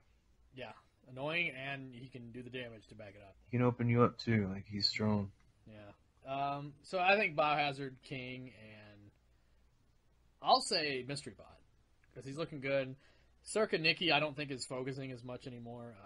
Not that he was a incredibly strong player, but he was pretty good, with Catwoman. But I think now his focus more on killing. What on earth is this name? Which name? Oh my! I can't even. The name's so long. The very first name in the pool. What the hell is that? I think it says Fire, Paulo, 16-bit, and. What the hell is that? Fire, Paulo, 16-bit, and then and B something. Yeah, I don't know. What the? Someone with a grudge. What the hell? Oh, that's hilarious. That's pretty fun. What the fuck? I mean, why are you even in the tournament then? Jesus. All right, dude, fire him. How ridiculous. My character is kind of good, but not really. Fire the man. Christ Almighty. Who's to blame for the Fire Paulo bit? I think Dave, right? Probably. Because I remember when Scorpion was kind of busted, it was like, we got to fire Paulo because one character might be too good, which is, I mean, that's ludicrous. It's either that or maybe Tom or something. No, probably not Tom. Maybe Pig. I could see Pig. I'd say Pig, yeah. Folks, the folks great, listening. Great support from the community. choice. I would, I would say the folks listening, when you're the battle designer plus also one of the main programmers for a game, your job isn't hanging on the balance of the game to about 157 people. That's just not how it works. So when you say Fire Apollo, I think you're barking up the wrong tree. Just my opinion. It's pretty dumb. Yeah, but still, that's a funny name. I'll give him props. He was funny. My favorite part is that it's hashtagged, so they'll trend on Twitter. Yeah, that's funny. Yeah, that's good. Pool C. 2. We've got 2 easy. Fate player from Florida. Burrito Voorhees, which is Forever King's brother. Yeah. He's pretty strong. Yeah, he's got a team of characters he uses. I think I've always called him the new age PPJ. He plays all these weird shitter characters. He's got a Brainiac, Swamp Thing, yeah, and a Bane. Yeah, he's one of the few other Banes actually. That's what I mean. Yeah, he plays all the weird. Like I said, the new age PPJ plays all the weird, considered mid tier characters, and then he's good. Yeah. Oh, Honeybee. Honeybee's good there. pick. Yeah. Honeybee. Oh, there's Shark Teeth, the dude from Tech Master's training man. I don't think he's from Bahrain. I think he's like from Saudi Arabia. But yeah, he looked pretty good. He played Supergirl, and he looked pretty good. Solid, yeah. Silver Eye. Mm-hmm. Yeah. Trey Pound's in here. Yeah. Trey Pound. So there's a guy named the Last of Cobra. Is that like the Last of Cobra Kai? Like from Karate Kid? Wait, the Last of Cobra, yeah. Like I think of like Cobra from G.I. Joe. Really? You don't think of Cobra Kai? No. When I think Cobra, I think G.I. Joe. Cobra with a K? Yeah. Okay. Trey Pound? I would say... I think Silver Eye wins. Yeah, I think Silver Eye is going to be is like the winner out, and I will say... Honeybee. I'm going to go on a limb and say Burrito Voorhees will be the second winner, and then Honeybee will get out in losers. That is my bet. Jur is... he's pretty good. He's okay, but I don't think he's going to be on the level of some of those other guys. Too easy. He's like above average, but... Yeah, I would say him and Too Easy are probably about the same. Yeah. Maybe one is a little bit better than the other, but I think Burrito Voorhees, Honeybee, and Rye are obviously, I think... They're very consistent. And Shark Teeth. We didn't say Shark Teeth. Shark Teeth? Who knows, man? Okay, here's my final pick is Rye out in winners. Mm-hmm. Burrito Voorhees out in losers. And I'll make the prediction that Honeybee drowns in pools and Shark Teeth. Damn. Really? Yeah, I mean, I think Honeybee is good. I wonder how sharp he is with Flash, if he could keep it up, because he looked pretty good at Combo Breaker, but, anything could happen, and pool's tough, man. I mean, yeah, Flash is kind of, it's like, kind of like what I was saying earlier. Once you get in, you got to cash in. Otherwise, and if you don't, you're in trouble. Your ass. Yeah. So he's playing a very volatile character, and shit does happen. I'm gonna go with the favorites. I'm going Silver Eye, Honeybee, Burrito Voorhees. Okay. Some other, Trey Pound's there. Trey Pound has a history of, at least in the past. I don't know so much recently, so I don't know if it's fair, but I know in the past he would go to tournaments but never find his way back. So I hope he's kind of cleaned that up, because that's probably unfortunate. That's kind of weird. Yeah, it really only happened like twice, but I remember it as like... Why does that happen? I don't know. The only other one I remember is when Blake went to EVO, but he didn't have a way back. Yeah. Like, what are people thinking? I think the idea was that he was going to win and use that money to get home. I mean, props to the balls, right? That is just crazy, yeah. That takes a pair of nuts to think that, but, it didn't happen. There's a guy named It's Time to Duel, and his name is Duel. Guys are a little more delusional. You think so? Yeah. But sometimes it's a good thing. It's weird. Well, obviously, I think there's a fine line between confidence and delusion. Yeah. But finding that, is a lot of different... Yeah, it's a tightrope. It is. I'm looking through this pool again. We got some really good names in here. Cap and Cook. That's a good name. Guy named Cool Iguana, all one word. Cool iguana. That's smooth. Yeah. An iguana is a cool animal, let alone having the word cool in front Think of it. of a cool iguana with some sunglasses. Yeah, exactly. Chilling out on a branch. What was that soaking one? Up the sun. What was that video game company whose logo was an iguana? Remember that in like the 90s? About. It's they made like the NFL games before it became all like EA. I think they made it like a couple Turok games too. Yeah. Damn, I think they did make the Turok games. You're right. Yeah, I can't remember though. Did you know Turok just got re-released for Xbox One and Turok 2? Dude, I heard about that, and it's remastered. Have you seen the graphics? Oh, dude, it looks really good. I gotta say, it looks pretty good. Dude, do not get me started on Turok 2. I fucking love that game. Oh, that's one. If I was forced to put together a top 10, like my favorite games of all, I fucking love. I don't have an Xbox One, and I'm emo. I love Turok 2, dude. God, that game is good. Yeah, I remember Turok 1. It was just like there wasn't an FPS like it. It was super cinematic and adventurous, and Turok 1 was solid. Yeah, it wasn't perfect, but it was good for the time. Yeah. I know Turok 2 was holy shit. I know one thing they fixed was the music in that game, dude. Yeah, Turok 2 has legit one of the greatest soundtracks. It really, the music, they had a composer, like a real life composer, come in, do the music, and each song is like, I don't know, fucking 5 to 8 minutes long. And it's like a full on like symphony composition, whatever the hell they're called. And it's like just the first stage, like I'm like, oh my god, like this music is like fucking beautiful. And it's like that throughout the whole game. It's just the music is just, I can't describe it. Like I get goosebumps. Like I'm just like, I wish. And then and after that, the music guy, the composer was like, I'm done doing this shit. And he was like, what the hell did I do? Like, cause you could just feel it in the music. Like he was putting his heart and soul into it. And then, the game gets released and, it's Turok 2 when it came out on the 64 and it did like, okay, like it should have done a lot better, but it was out on the 64 when, PlayStation was doing its heyday shit. And it was kind of a late-ish, I remember it came out in like 2000 or 2000, I think maybe 2000, which is kind of getting towards the end of the N64's life. Yeah. But those are fun first-person shooter games. Get the soundtrack, if anything. Yeah, if you have an Xbox One, check those games out. There's also a guy named The Silent Ghost, which that would be because no ghost is ever silent, as you know. The Silent Ghost. Yeah, in all caps. There's a lot of those, I think. Yeah. My favorite one, though, is right underneath Honey BC. It's Time to Duel, and his name is Abdul. That's incredible. That's racist. Like that guy. No, it's not. What do you mean? How is it racist? Just because his name's Abdul, you think that has to do with his screen name? Look at how it's spelled. It's Time to Duel and DUL. Wow, that is awesome. Props. By the way, it's clear he's from Maryland. That's like the state initial. I thought it was MD, as in like he's a doctor. Wow. That was my first I see now. It's time to.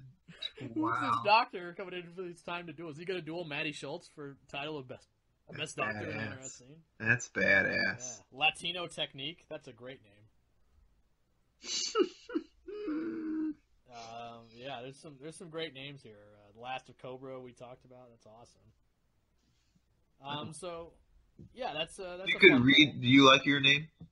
King Hippo? Mm-hmm. It's kind of funny, like it just kind of stuck. Like it wasn't a name I conscientiously chose. So when the name comes from obviously Punch Out, but the reason why it's there is because I got a new Xbox in like a 360 in like 2008, and I didn't get a new gamer tag. And when I got the Xbox at the time, I was absolutely obsessed with the Wii Punch Out that came out. Oh, I heard that was really good. It's really good. I enjoyed it a lot, and I love that. I was playing it a lot, and King Hippo in that game is.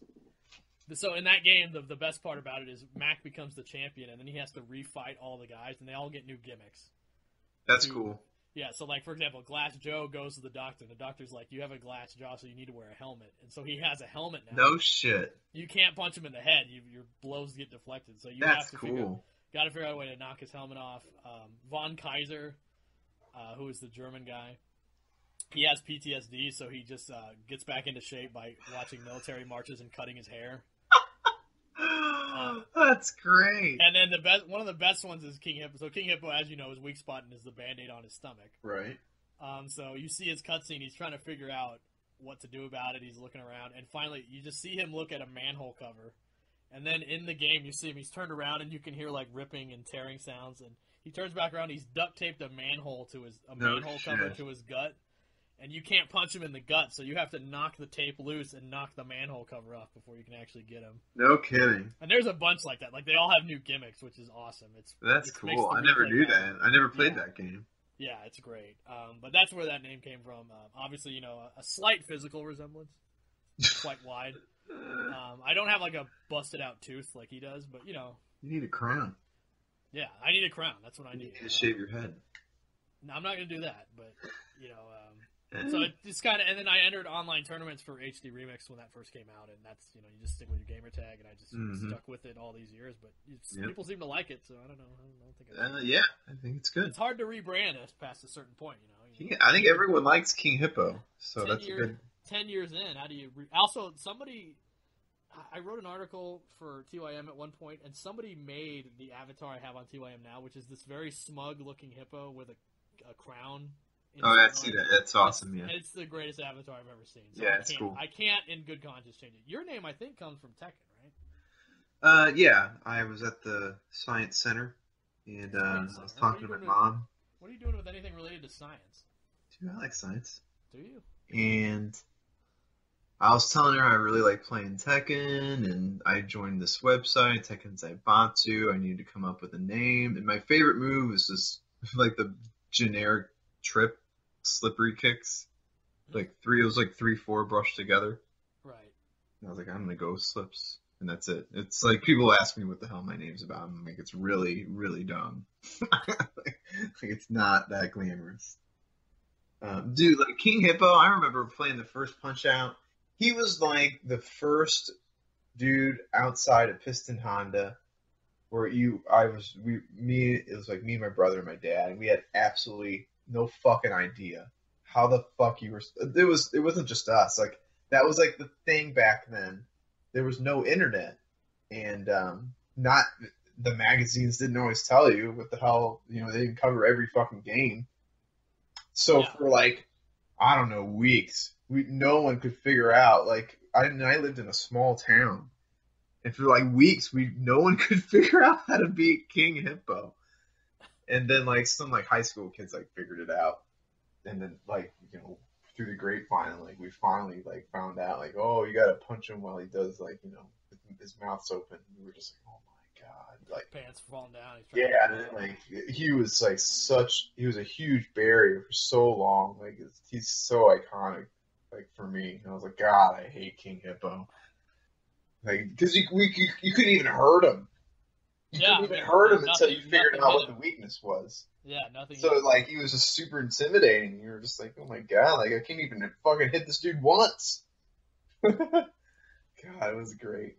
Yeah, ironically, considering my name, I'm actually not too like keen on like, or like not. I just wouldn't say I know very much about NES Punch Out or SNES Punch Out. Obviously, as I got the SNES Classic, which if you don't have a SNES Classic, you're missing out on life because that thing is the ultimate retro video game console. But you play Super Punch Out, which is a fun game. Mm-hmm. I don't know if it's as good as the Wii or the NES version, but it's fun. It's good. Yeah. I like the regular Nintendo version better. Yeah, but it's really fucking good. Like, two of the characters. Like if there was a kid who played Super Punch Out before regular Nintendo Punch Out, and they were like, "Oh, I like Super Punch Out more," I'd be like, "Well, I don't blame you because you played that one first, and it's really fucking good." So right, yeah. Two of the characters from Super Punch Out made it to the Wii Punch Out, which is Bear Hugger, and Aaron Ryan, who is he's cool, incredibly generic boxer in the first game, but in the second game he's this crazy Irishman who cheats. Like what he'll do is he'll start to look like he's resting on the ropes and he just headbutts you. Really? A bunch of other hooligan moves, and his second go around he puts a horseshoe on a rope and starts swinging it when the ref is turned around. Oh wow! Yeah, so you gotta dodge that. It's pretty awesome. Huh. Yeah. Yeah, the first Punch Out, he was all about, he would grab you and shit. Like, Yeah. he'd punch him hard and then he'd grab your ass. Yeah, he'd clinch, yeah. Yeah. Which is actually a real life strat. Oh, yeah. I mean, Mayweather made that a thing. Yeah, that's very real. Yeah. Mayweather, I think retired, right? Yeah, he did. I mean, he beat Conor McGregor and then he was out. Well, I think that was his 50th win, too. Yeah, well, yeah, he's got the winning streak, too. That's obviously... 15-0. Yeah, Pretty crazy. Pretty awesome, yeah. Just broke the game, actually. Him and Lennox-Lewis pretty much broke boxing. That's what it seems like, right? Because, I mean, as far as I understand it, Mayweather's strategy is so good that you just can't beat the strategy, really. I mean, there's rules, and boxing refuses to update rules. They just always want to keep the same traditional rules. They don't want to change shit. And you have boxers, it really started with Lennox-Lewis, and they are just master manipulators of the rules. So it's like boxing is more of a game to those types of, like, boxing used to be a fight. Like, I think people revered Mike Tyson a lot because he was like the last fighter, like, who just wanted to knock your ass out. Like, he wasn't there to, like, accumulate points, win rounds, and, you know, wear you out and doing, like, the whole endurance test thing. He was there to fucking knock your block off. Right. And after, like, he was the last one that really did that. Like, Holyfield, he kind of was like a mixture of both. Like, he'd try and knock you out, but he would also play the game, you know, which is pretty respectable. I like that too. But yeah, Lennox-Lewis and then Floyd Mayweather just pretty much just were just like, yeah, boxing, all you have to do is hit and run and turn your back. Yeah, I mean, yeah, because then they either can't turn your back when you get in trouble, so they can't do anything about that, or you grab them. Like, between those two things. And to their credit, like, it's pretty awesome that they made these strategies. Lennox-Lewis was more about, like, just the long-reaching jab and just run away because he was so damn tall. Yeah, because wasn't he? He's like, what, 6'6" or something? He's huge. Just huge, and he would just jab you to death, and you could never get in. And then Floyd Mayweather was just really good at. I think he was the first to figure out just the fight with your side, with your shoulder towards the opponent, as opposed to just, you know, both, you know, just, you know, head on, like right. Your chest facing them. Like, you don't square up with him anymore. You yeah, just, he was the first to kind of figure out, like, you know, and then the slip and what's the shimmy? I can't think of the term for it, but where you just roll off the back or whatever. You just duck to the side. I don't know. He's just impossible to hit. And, you know, the first time I ever saw Lennox-Lewis was he accompanied the British Bulldog Davey Boy Smith to the ring for the main event of SummerSlam '91, and he was taller and bigger than the British Bulldog. Oh yeah, which I thought was impossible. Yeah, the big dude. But yeah, that's why UFC's big now, because that's the place where you go to see an actual fight now. Yeah, I mean, because if it wins, you know, why would you hurt yourself? Because I mean, boxing, obviously, you see boxers, you know, you got the concussive syndrome. Boxing is like an endurance test these days. Yeah, exactly. It's all with the Conor McGregor thing. Yeah, where he punched himself out, you know. Yeah, like Conor was there to fight, and Floyd Mayweather was there to box, and it was a boxing match. And that's what happens when you have a fighter versus a boxer. Like, it's no different. Yeah, and I mean, you know, the boxing ring, all that information is good, but, you know, obviously CO is going to take place in the wrestling ring, and eventually we got to get to a winner. And I mean, who do you think? Who do you think is going to be going? Oh, yeah, we didn't even predict like who's going to win. Shit. Well, yeah, that's what I was getting back to. Good call. Shit. Oh, who is going to win? Yeah, I mean, who's going to win, man? I'm saying not Sonic again. Okay, that's interesting. Because he's all about that Dragon Ball shit. Damn, but when he doesn't win, who wins? This is what makes it interesting, is because I think, like, Sonic Fox, he does kind of kill the hype, because no one can get cocky. No one can just come out and just say, hey, I'm the fucking best, fuck y'all. there could be no villains because Sonic Fox would just be like hee hee and just derp your ass and kill you. So it's like I kind of like it that he's deviated a little bit into the Dragon Ball world because maybe someone will get cocky now and maybe we'll see some shit talk, maybe some drama. Well, yeah, because it's interesting to note, even with him not winning, it's like he got third, the Combo Breaker. So it's like he's not that far off. I mean, he's a freak. Yeah, because like you said, Tweety didn't end up having to play him, and it could be just as easily. Tweety won Combo Breaker, but you could argue maybe if he'd run into Sonic Fox, it might not happen. Yeah. Yeah. That's the thing is, like, yeah, people still probably ain't going to talk shit because all that Sonic Fox has to do is probably practice hard for, like, a month, not even a month, a week, and he'll probably fucking body everyone again. Yeah, so it's tough to say. I personally am going to go saying Sonic's going to win this one. Really? I'll be the lame-o and say, yeah, I think he'll win it. Let me look through here. I don't think Tweety's going to win. I think he's really good, but I think people are kind of catching on. In what way? What do you think? Just his style, like what he likes to do, his tendencies and stuff. I like his Superman the most, and he doesn't use him as much anymore. Yeah, we don't see a lot for Starfire, but I don't know. Maybe I'm just biased because I used to play with Superman. Damn, dude, this is tough. Yeah, I mean, it's always tough because it's just so easy to pick Sonic Fox, and he didn't win last time. Yeah, and I don't think it's going to be Tweety. Who ended up getting? Man, I'm going to go with Samij. I'm going with Samij. Well, remember, Samij didn't even place at Combo Breaker. Wait, Samij isn't even in this, is he? No, he is. Where the hell is he? He's in Pool A3, you dingus. Okay, good. Yep, I'm going Samij. That's my boy. He's going to take care of business. Samij is another one. He's frequently in top 3, but he usually never wins the thing. It's really weird. He's probably the most consistent player. Yeah, probably. In our community outside of Fox. Aside from that Combo Breaker, yeah, he's pretty consistent. Yeah. Yeah. That was shocking that he didn't. Yeah.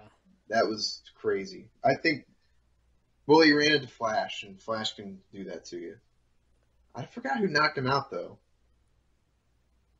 I can't remember.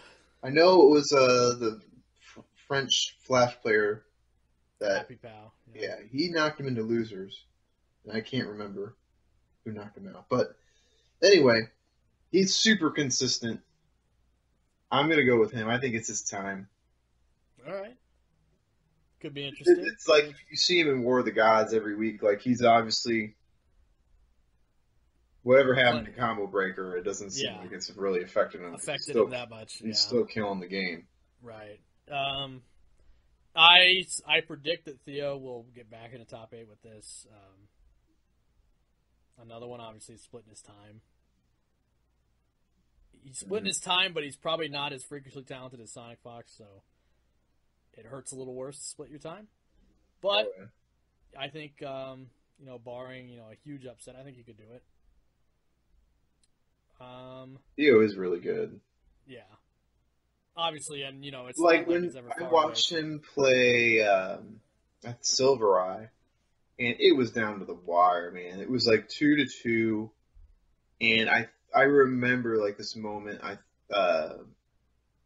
Theo was playing with Supergirl, Silvereye was using Hellboy, and Silvereye went to I think he just hit his wake up meter burn shoulder thing, and then he did his, meter burn back 3. It was a meter burn back 3, and I know Theo went to go block, but that thing where you kind of go to neutral for a split second when you transition from down to back, and and he just got fucking hammered. For it, and he lost half his life, and I was like, "Oh, it's the worst." I'm like, Jesus. And so that was really heartbreaking. I think Theo could win. He could definitely win. I always forget about Theo because I know you don't see him in War of the Gods. But last year at CEO he beat Sonic. Yeah, I mean he's really good. Yeah, last year actually, it was White Boy that won the tournament. he's another one that at the moment he could make top 8. It kind of depends on who he's going to run into. But, you know, he uses Scarecrow, one of the very, very few Scarecrow users. Mm-hmm. And it could happen. Him and Rye went down to the wire at Combo Breaker. Yeah, that was a really good match. Super close. That's not an easy match for Scarecrow. It's not like he's not playing at a high level. We just got to see if it can, you know, a lot of factors going in there. Hayate is another one who can make top 8, but a lot of times he kind of just misses it. Mm-hmm. King is another one who's been out of, you know, really placing hard for a while. He's got to get back in shape. He's inconsistent, but he's always a threat. Yes, I would say that's a good way of putting it. Doesn't have, not usually the strongest player, you know, but you can't sleep on him. He's got a ridiculous defense. I actually don't understand why he doesn't do better. Like, I don't understand why he loses sometimes. Because, like, sometimes I watch him and, like, he'll just be a brick wall. Like, no one can hit him. And then, like, I just wonder why he loses sometimes. Well, because I think there's a big difference between, like, blocking something that'll happen and then just actually knowing how to counter the moves. Yeah. So, like, his reactions are probably pretty good, but, you know, you can see the way, like, King talks on Twitter and stuff. A lot of times it doesn't sound like some of these guys, it's like they play a lot, but they don't actually research what's going on. So, if you don't, because, I mean, you could play all you want, but you got to, some cognitive thoughts got to go in there sometime. And a lot of players, I think, have a difficult time sussing out the difference between the two, because there is a big difference. He's a feeler. Yeah, he's probably a feeler. Feeler? That sounds sexual in nature. I don't know if I like that. Well, there's feeler players and thinker players. Oh, that's what you meant. I thought you meant like he's copping a feel. I said that's weird. Like that. I mean, that's a hell of a tentacle player. That's a hell of a strategy in a tournament, I'd say. You know, you're losing. You pull the gold dust. You know, you're kind of like halfway down in the match, and you kind of just slide your hand across the other guy's thigh. And he's just like, "What the hell, man? Why hasn't somebody done that?" Because surely it can't be illegal. I don't think that would bother me. Really? Wow. I don't know. I think I would stay focused. I'd be like, Really? okay, so this guy is probably gay, and I can. Telling me a guy grazing your thigh, you wouldn't at least kind of be like, "Whoa." I'd be like, whoa, but then I'd probably get back into the game. I'd be like, this is obviously a ploy.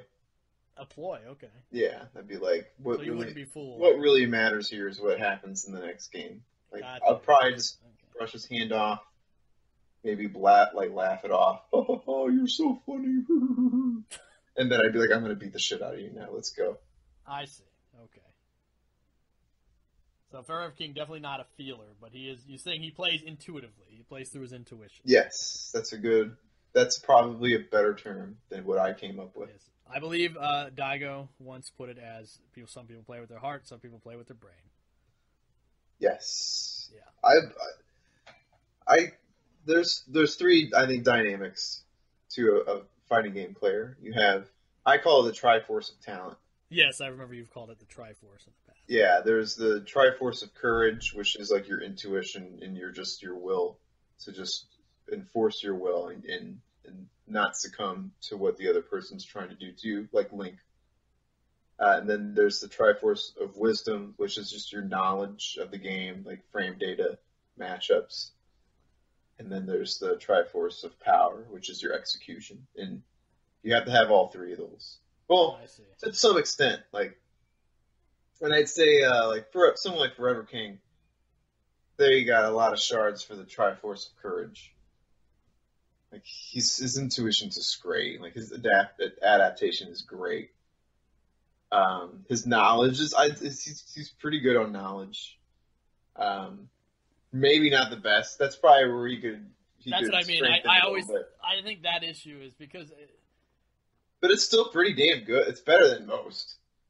Better than most, but I think we're talking like top level.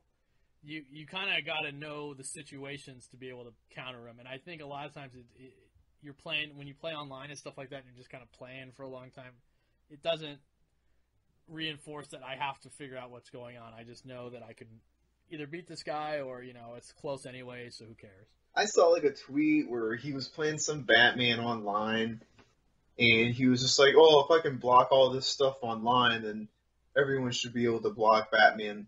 Nope. As good as better or whatever. And I watched it, and I was like, the dude didn't do any mix-up at all. All he did was pressure. I was like, the dude put nothing on there. And then he made another tweet. It was like an Injustice 1 where he did like a huge long block string where this Doomsday player blocked for Oh yeah, that's legendary. Like I think 15 seconds, but it's just like all that shit jails. Like there was nothing to block. Like it was all stand blocking. In Injustice 1, the meter burn battering was insanely good. Yeah, like all of it jailed. There was no gap. Like you literally all you could do was block. It's not really an example of masterful offense so much as like you had to block a long time because it was just a long, big block string that he could do. And to be fair, he kind of used to do that in Injustice 2 a little bit. Obviously his meter and battering pressure has been nerfed a little bit. It's funny. He came up on Twitter. A lot of people talking about Batman lately. Did you see that? Oh, really? Yeah, people were talking about Batman. I saw a tweet tweeting about it. People were downplaying, maybe not. Yeah, that's something like Forever King does. He kind of downplays Batman a little bit. You think so? It's like, dude, Batman's fucking cheap, man. Come on. There's no excuse. He's good. Yeah, I think he's pretty good. I do think, obviously the strength of having to be able to block him after he hits the grapple is tough. I mean, it's just hard. It's not something that you can necessarily do. But here's my always when I think about King, because, King used to always beat White Boy, right? That match was considered bad for Scarecrow. He'd always beat him. And then the last time they played, which was like Texas Showdown maybe, White Boy won. Mm-hmm. I remember I asked him, I said, what do you think changed? And he goes, well, I know what changed. He goes, when Batman does the grapple now, he obviously has the reduced stun time that they changed. And to hit Scarecrow as a cross-up, you have to do it a little bit deeper. You have to mix up how deep you do the jump to now. And he goes, I don't think King knew that. I don't think he practiced it. So he was just hitting me non-cross-up every time, and I would block it every time. That's like the nuanced that's what knowledge. I mean. That's the Triforce of knowledge. Yes, that kind of nuanced stuff I think is where he gets lost sometimes. Mm-hmm. And I think he's going to have to learn how to rectify that in order to... That's the next level for him. Because his execution and his intuition is about as high as it can go. Yeah. Or close enough. Yeah. That's interesting. So we'll see. I mean, he could, but yeah, I'm going to say Sonic wins. I'll say Samij and Theo are the other parts of the top three. I would top 8 is tough. There's so many guys there. It's tough to say. I'll go with especially that. Since the brackets aren't laid out, so we can't follow pass, which is what we normally do. But, I'm gonna go. So Samij wins for me, and then 2 more. I'm gonna go with Forever King. Is that really? Okay. I'm gonna go Forever King and Tweety. Fuck it. All right. Yeah, I mean, Tweety to me would probably be a top 8 contender. It's just that pool he's in is tough. He's in a fucking Jesus. That's a tough. Yeah, pool. he is. It's tough to say. Damn. CEO looks like a banger. I gotta say. Like literally, you're just pulling names out of the hat. Yeah. I mean, my big pick is I'm going with Samij. He's my boy for winning, and then after that, I honestly don't fucking know. Right. And I'll say Sonic. This tournament's gonna be... Sonic. Yeah, fuck, Jesus Christ. Yeah, I say where's Sonic in your prediction? Yeah, I'm an idiot. Samij, Sonic, King. King, one of the few people to beat Sonic, back to back. Yeah, at the IPS. Yeah. The Injustice. Yeah. That was when Sonic was playing hard too. King was fucking good, man. Yeah, if you remember, so they had the Injustice Pro Series Finals, and then they had the Injustice Championship Series Finals, which was the E-League event, which was the actual end. Mm-hmm. But a lot of people seem to be confused. And I remember Sonic lost, and he was just like, "Well, I won the IPS Finals, so it's fine." And everyone was like, "Well, no, that wasn't the actual the big one was the last one, and Dragon won that." Because if you remember, there was a big thing about Dragon and Sonic and who was better because Dragon won Evo and the Injustice Championship Series. And then his counterpoint was, I won the Injustice Pro Series, so that's all that matters. And it's like, well, no, that wasn't the finals. Mm-hmm. You kind of, yeah. So obviously I think he'll do very well this time around, but it's kind of interesting. Speaking of Dragon, I think there is something we should probably talk about. Yeah, he's done. Yeah, for at least this section, this year of Injustice, he will not be playing. So you'll see him in the bracket. You can cross his name out. He's not going to be in it anymore. I kind of saw this coming. What's going on? Well, so I kind of saw this coming. I don't know if you remember before Combo Breaker, he had put on Twitter that he's in the hospital. And I don't know if you know this. I'm a few credits shy of my medical degree. I have not, ironically, I have not taken the Hippocratic Oath. Probably should. Dr. Hippo? Yeah. So I could take the Hippocratic Oath to become Dr. King Hippo. Wow. But it looked like he wasn't having a serious mental, like a physical decay of his body, but he was having what appeared to be anxiety attacks.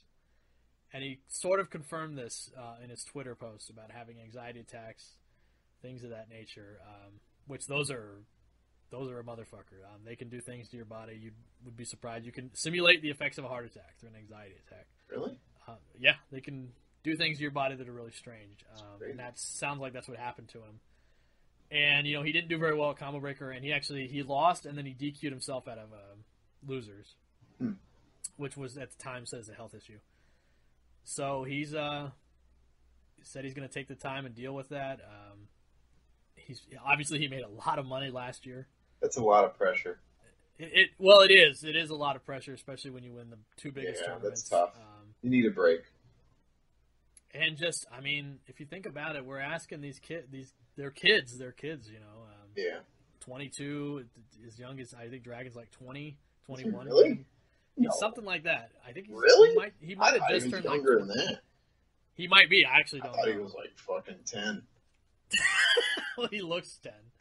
A very, very childish, boyish looking face. But, you're essentially asking kids to... He looks like, one of those kids you see in, like, a choir. Like one of those Wait, kids a choir? like, like, they have the really high voice. Is it like a church choir? Yeah, like one of those okay. little kids that's got, like, the super high voice that only one, like, a little boy could do. I see. So he's now being slandered as a falsetto, is what you're saying. Yeah, he's got to do his choir shit, man. He can't be playing fighting games all we don't day. know about the choir, but we do know that he's going to be taking a break. He's going to do some other things. And, a lot of people were, I think to me it's a little bit different than like a sports, an athlete in, college or something like that. Because, so like, let's say you're a college athlete, right?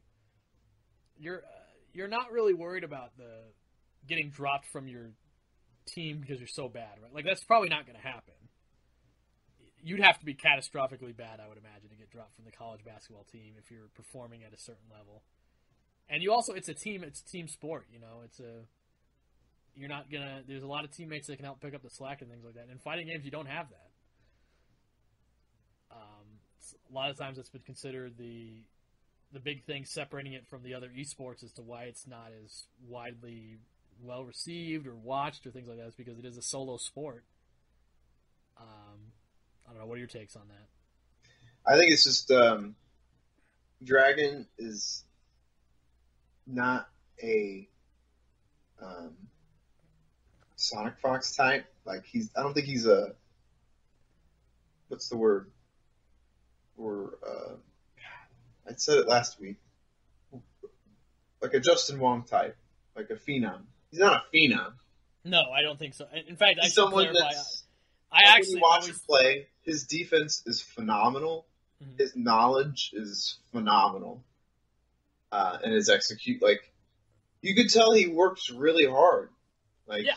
and it showed. Like, and I think when you work that hard and you accomplish your goals, and then one of the things you find out when you're playing fighting games is that it never ends. Like, No. when you're done, there's another tournament coming up, and people are expecting you to win that one, and then you're expected to win it, and it's like, it's draining, man. Like, you get drained, and and it's this There's is the people internet, gunning for you. There's people watching your vids. They're seeing your every move. They're watching how you like to progress. They're digging into your brain. They're digging into your mind, and they're gunning for you. And that's hard, dude. Like, and it's on the internet, which is a the internet you've was a done all mistake. this work, and people are gunning for you that hard. Like, it is good to kind of disconnect. So I kind of support. I understand what he's kind of going through, because I've kind of been there, and it freaks you out a little bit, and it makes you wonder, like, what am I even doing? Like, well, that's kind of happened to me in Tekken. Like, I had that big run in Tekken, and then all of a sudden, like, I was doing good, but I wasn't winning. Like, I would get top 8s. Like, this was during the Tekken 5 days. I was getting top 8s, but I think I won only like one major. But I got like second at like I won the Tekken 5 regional here in the Midwest, and then I got second in the national Namco tournament in Florida. Ooh.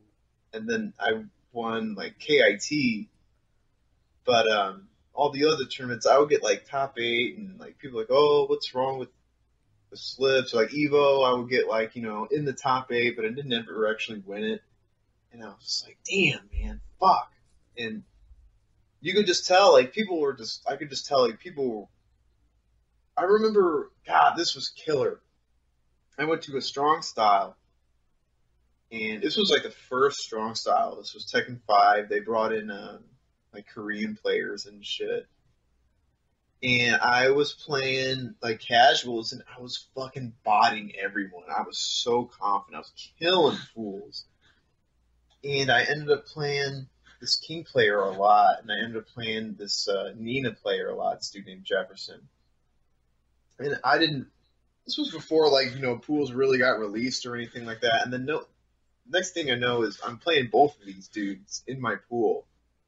And I played them so much, like, in casuals, like, they had me, like, kind of downloaded.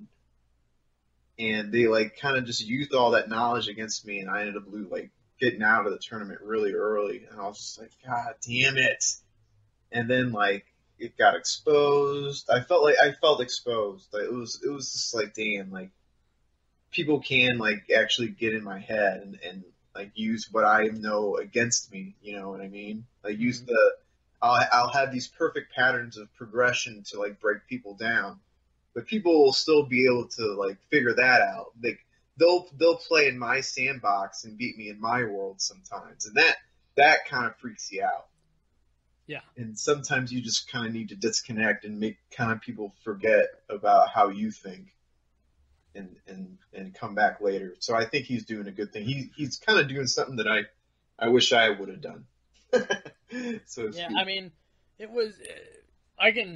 Obviously, I've never had anywhere near the level of success, so I can't imagine the pressure that brings. But even me, like, when I was playing in Injustice 1 and I was playing super hard, I was playing casuals at least 2 or 3 times a week. And during that 6-month period, I was really trying hard. I was going out to Wednesday night fights. That's a 6-hour drive to and back. Brutal. I'd come home at 4 in the morning. I didn't travel that much, but I can't imagine adding traveling to that as well. Like, it's just such a toll. And even then, like, I got burnt out. And I wasn't even half, 75% of the player Dragon was, but I got burnt out. And so I can understand if you're traveling a lot and, again, when the expectations are all on you and it's only you. Mm-hmm. I mean, I've always said, I've always looked into tennis because tennis is like the other major, like, it's one person sport, unless you're playing doubles, but yeah, it's like a single player sport. And those guys, like Andre Agassi, who's one of the all-time tennis greats, like, he's obviously, will no doubt going down in history as one of the greatest tennis players. In his autobiography, he's talking about, like, dude, I hated tennis. I hate tennis now. He's like, I would never play it again. It drove me crazy. I hated it. He would get mad when you'd have to, because in tennis, there's different, like, court styles. Like, you're going to play on grass, you're going to play on a clay court, which affects all a bunch of different things. Mm-hmm. He hated that. He hated the way you'd have to get a good racket. If your racket wasn't up to par, it wasn't good. He hated all those things, and it eventually, like, it's like, I didn't like the sport, but I knew I had to be good at it. Mm-hmm. And I know, and myself, competitively, I wanted to be the best.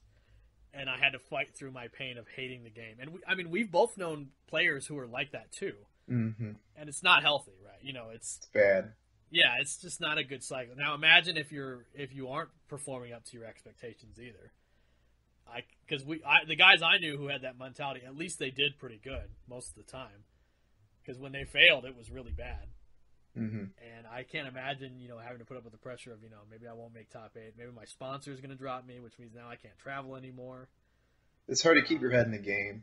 It is. There's a lot of other factors. Now, obviously, a lot of people would say, that's just the game. You got to be tough mentally, and I don't disagree with that. It's easier said than done. That's what I mean. It's very much easier said than done. I think when you have that pressure of having to perform up to it, the technique of someone who's giving you the money to travel, that's another, I think, a big. I've always been worried about sponsorships and shit because it's just like, I don't know. Someone's giving me money for something that I kind of just do for my own mental health. Yeah, I mean, it's just like I'm not doing this to get. I don't know. For me personally, this is gonna sound like bullshit, but it's like I don't really do it for money. I do because, believe it or not, I to me like fighting games. My mind can go place. It takes my mind into a place that it doesn't go anywhere else in anything else that I do. It's really weird. Like, I can implement strategies and use my reactions to a level playing fighting games that I just don't feel playing anything else. Right. And that's what I like about it so much. It's like I can play I'll play Call of Duty, and there's so many other factors as to why you lose that it's just, like you're just like, oh, my teammate failed, or the flank over there failed, or that guy has got a gun that has got a shotgun, and I've got a fucking assault rifle, and that's just a little better in these close quarters, and any game like that, there's just some factors that you just, I don't know, like League of Legends, I'm sure there's shit, like your teammates fail, I don't know, but like fighting games, it's just like it's 100% you. I don't know. You can just dive so deep into the strategy of it. And every time you lose, you only have yourself to blame. And you can go back and you can look to see what happened to cause you to lose. And I don't know, there's just a depth to it that I just enjoy that I can't get anywhere else. Like, I kind of took like a slight hiatus during like late MKX and the beginning of Injustice 2. Like, I played Injustice 2, but I just kind of jerked out. Like, I would just play Deadshot or Atrocitus, but I was just like doing other things in life. Like, I was like hanging out, like with I went to like on a couple vacations and shit, and hung out with like just normal people, like do normal people things, like go out drinking and go to the lake and like Missouri type shit, and it was cool, it was fun, but like it's just I would be playing like, competition style stuff, like, maybe two-hand touch football or soccer or whatever. And it's fun, but there's just nothing like a fighting game. I don't know. There's nothing like it. So when someone's just like, oh, we'll pay you money to do it, I'm just like, I just do it for my own. I do it for me, really. Like, you don't have to give me money. Like, I'd rather just do it on my own. I don't know. It's weird. I'm weird. I think that's something too. As I was in college, pretty significantly during MKX, and I didn't even like MKX that much as a competitive game, so I kind of stepped out myself. And as I got more into what I actually wanted to do for a living, I kind of pulled away from fighting games. But I can never leave completely. Yeah, I feel the same. Obviously, I'm on a podcast with you. Clearly, I can't leave. I can't. So I think you obviously are much older than I am, but even we come from an era, when that kind of thing was a pipe dream. The era of of sponsored player and having. Yeah, that's true. I never imagined anything like that.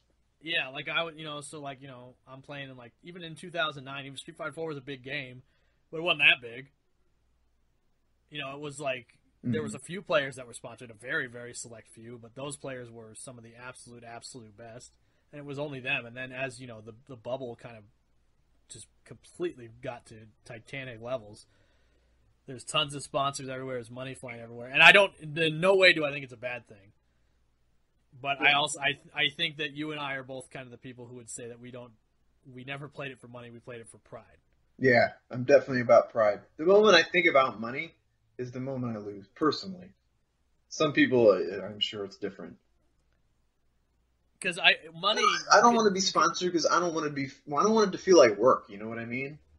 Yeah, I know some people said that they don't want it to feel like it's a job. Yeah, like I do it this is my hobby, and when if I get sponsored, then it feels like a job. And I don't know because now there's an expectation. Yeah, exactly. Yeah, I want my own expectation. I don't want your expectation. I don't want my sponsor's expectation. I'm doing this for me. It's like Ivan Drago. I fight for me. Yeah. He eventually punched back against his his sponsor, I guess it was, I think, right? Like his trainer or whatever. Yeah, his trainers. Or something, yeah. It's I do it for me. I don't really do it for anyone else. Right. And I think it keeps my mind sharp. My mind is sharpest when I'm playing fighting games. And when I don't play fighting games, I feel like I get dumber. Is that weird? I don't know about dumber. I feel like I get dumber when I don't play. I've never felt that way, but I could see that. I guess it's a valid point. I feel like my critical thinking kind of starts deteriorating. I see. When I don't play, when I don't really focus on fighting games. I would say I have other major hobbies, like I'm a writer. So, I can focus on that and sidestep it. But I see what you're saying. If it is your main hobby, then you don't feel as sharp if you're not keeping up. Mm-hmm. Yeah, I could see that. And I think it just gives me confidence. It gives me a lot of confidence. And it wasn't that you did it because you wanted the money. The money made you confident. If you were playing it in 2004, you're probably lucky to get $15. Oh God, I remember the first time TIT tournament in Texas. It's called TIT. Terrible acronym. But that was the first tournament where they guaranteed $1,000 for the winner. And everyone was like, "Oh my God, a guaranteed $1,000! Holy shit!" Everyone went to the TIT tournaments because a guaranteed $1,000. And I remember when we had our S.L.U.T.S tournament in St. Louis, what? That was just well, we at least got a guarantee. Wait. Say that again. What tournament? S.L.U.T.S. St. Louis Underground Tournament of Shenanigans. It was a great tournament. We only had one. We had strippers there. That's why it was called S.L.U.T.S. I see. It was good times. I once played a tournament in a strip club. Really? I did. So back in the day, so this is MK9 era. Devastation used to run. Devastation was a brand. It was run by a guy named Rob Chirini, Jedi Rob, who's kind of like an FGC pariah now because of things that happened with Devastation in 2011 where he didn't pay some people. But back then he used to run events, and he would do local events. Usually it was at a Microsoft store, maybe a comic book shop or something like that. But I remember one time he announced that, "Oh yeah, we're gonna have it at a strip club." That's awesome. I was like, "Really?" I was like, "All right, well, that's neat, I guess." So I go there, and there's a whole line of setups there's one side was Gears of War. Mm-hmm. It must have been 2 or 3 probably at the time. Mm-hmm. And then the other side was MK9. And, there was a drink minimum. I asked for water. It was $7. Jesus. Oh my God. Yeah, and then, so we were, obviously you had the 18-plus area was behind this curtain, and there was a stage. You would see girls walk by, they were, scantily clad, but they weren't in any sort of extreme undress, I would say. Mm-hmm. And there was this area, it was a door that led to an open area where they want to smoke. Mm-hmm. And then you would occasionally see one come by in the insanely baggy sweatpants and sweatshirt, when they're done working, and they just can't have people looking at them anymore. Mm-hmm. And I remember it was an okay tournament. I mean, it was fine. The drink minimum was a little much, but I remember the funniest part was me and I don't know if you remember Dr. Dog. Oh yeah, Brian Dawson. Yeah, good guy, funny guy, just a little quirky, to say the least. His avatar is Hong Kong Fooey. That kind of lets you know what his sense of humor is like. So we're trying to look at the bracket, see what's going on, and this lady passes by. And she's in her, hobo-like attire, out for the day. And she walks by, and I remember she goes, "All right, boys, have fun looking at your video games instead of girls." Right. And I was like, damn. Oh, yeah. A little harsh, you know? Oh, yeah. I think what was awesome at the S.L.U.T.S tournament is the tournament was done, the strippers came, and they start doing their little, like, routine, I guess you could call it. Music starts playing.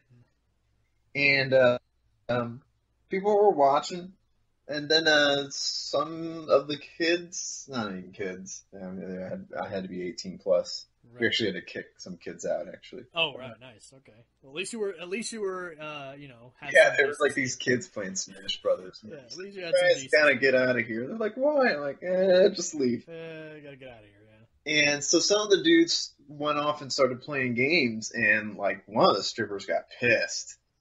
And I remember like Antonio Carmona, he was an old school Tekken player from Wisconsin. He started a money match with some dude, and one of the strippers like stood in front of the TV. And she was like, "What are you guys doing?" And Antonio was just like, "Would you get out of the way? We're in the middle of a money match." She's like, "Are you fucking serious?" And she literally like gets in his face, takes his head, shoves it down into her crotch. She's like, "Do you know what this is? This is called a pussy." My God. It was so good. Oh, God. Yeah, so there was some resentment from the strippers to the nerds and the nerds to the stripper. Like I heard a couple of the nerds like, "I'm not touching one of those nasty girls. They're disgusting. Can't believe they're here." Oh.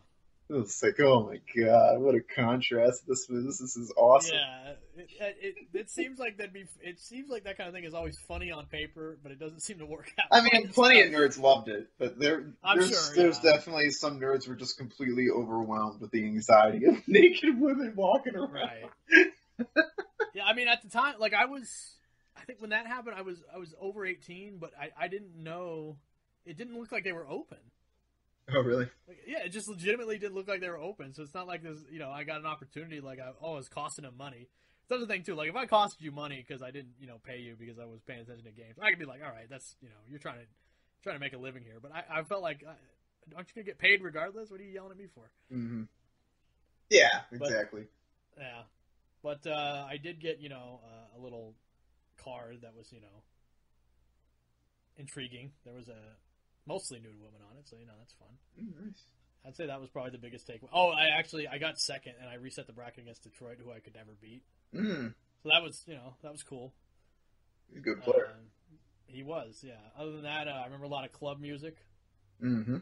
I mean, you haven't been to a strip club since? Haven't been since. Have you not been to a strip club? Probably not. No. Really? I don't have a car, so I don't get out much. It was pretty fun. Yeah. I imagine. I was too busy. I was between college and work. Now strip club was my getaway during my video gaming hype. Really? And I was just like, yeah, I mean, it's not like I could meet like real girls. I didn't have time. I see. I was a hard worker in video games. I wasn't a Sonic Fox type. I had to like sit down and like study and shit. So I was like, God, I'm fucking tired. Damn.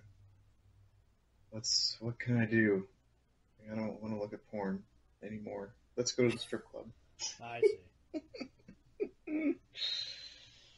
Interact with some females. Yeah, why not? Real quick. The bar's closed. It's like past midnight. It's here in St. Louis. Like, you don't have a lot of options. I go to the strip club. I think my problem. Maybe I'll get lucky. I interacted with enough girls during the day because when I was in college, I only had I was in a specific program, which means I had a cohort, which means it's the same people. And I'm not gonna lie, there's some pretty good looking girls in that group. I was content.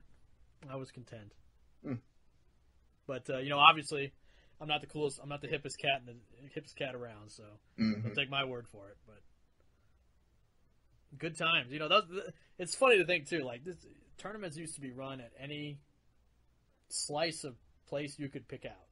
Oh man, I would go to a tournament. There was like a tournament. I remember a Steel Caliber tournament in Chicago, and I think we were playing in the back of a out of business fucking Steak and Shake. Man. You go in, we're like, what is this it? And you go in, and it's like there's all the setups, and you're like, yep, I guess this is it. And then the prizes may not be in the but like I remember I played at a comic shop once, and I had this thing for years. So I won. It was a Marvel 3 tournament, and I won it, and I got a gift card. The winner got a gift card. I was like, I like comics. That's a good. I like comics. I buy some. The gift card was a printed out piece of paper that said, here is, Tanner Rupert owed $50 gift card. No shit. In text on it. Wow. I was like, is this a thing? And they were like, absolutely. So I was like, can I buy something? They're like, go ahead. So I bought a few things, and he sure enough took the piece of paper and with a pen did the math deductions on it. Really? And circled the end amount. So then, God, another 3 or 4 years goes by. I still have the piece of paper, and we were starting to run casuals at the same place again. They'd renovated, so they had a little bit more room. And so I was like, you know what? I'm going to give this a shot. Why not, right? Right. I took the gift card there, and the guy looked at it for like at least 6 minutes and looked at me like I was the biggest jerk. Really? And then finally went like, okay, we'll accept it. No shit. Was it like the same dude or a different dude? It was a completely different dude. I was like, you fools. Wow. Yeah. So now he had to think it was real just because of the audacity of it. It is so crazy that it would work. You know what I mean? Like, why would I make that up? Right. Like, who would make? Yeah, like that. That has to be real. It's a gift card on a piece of paper with deductions on it and everything. Like, who would have done that? Right. That's a little ways to go for a Batman trade. Good paper. call on his part. Good for him. Yeah, I gave him props. I actually bought extra. Like, I bought more than the gift card was worth. Right. I'm gonna give these guys money. I think that was a classy move. That's good. But yeah, I mean, we used to play wherever we could find some spot. I remember it was at dudes' houses. Oh, man, like that was it back in the day. I remember. So we had arcades, and we started off like going to arcades, but arcades started kind of getting run down and shitty. I imagine, especially in Lou. Yeah. So we couldn't really do that anymore. Yeah. So we started playing at people's houses, and dude, that's probably the funnest time of my life.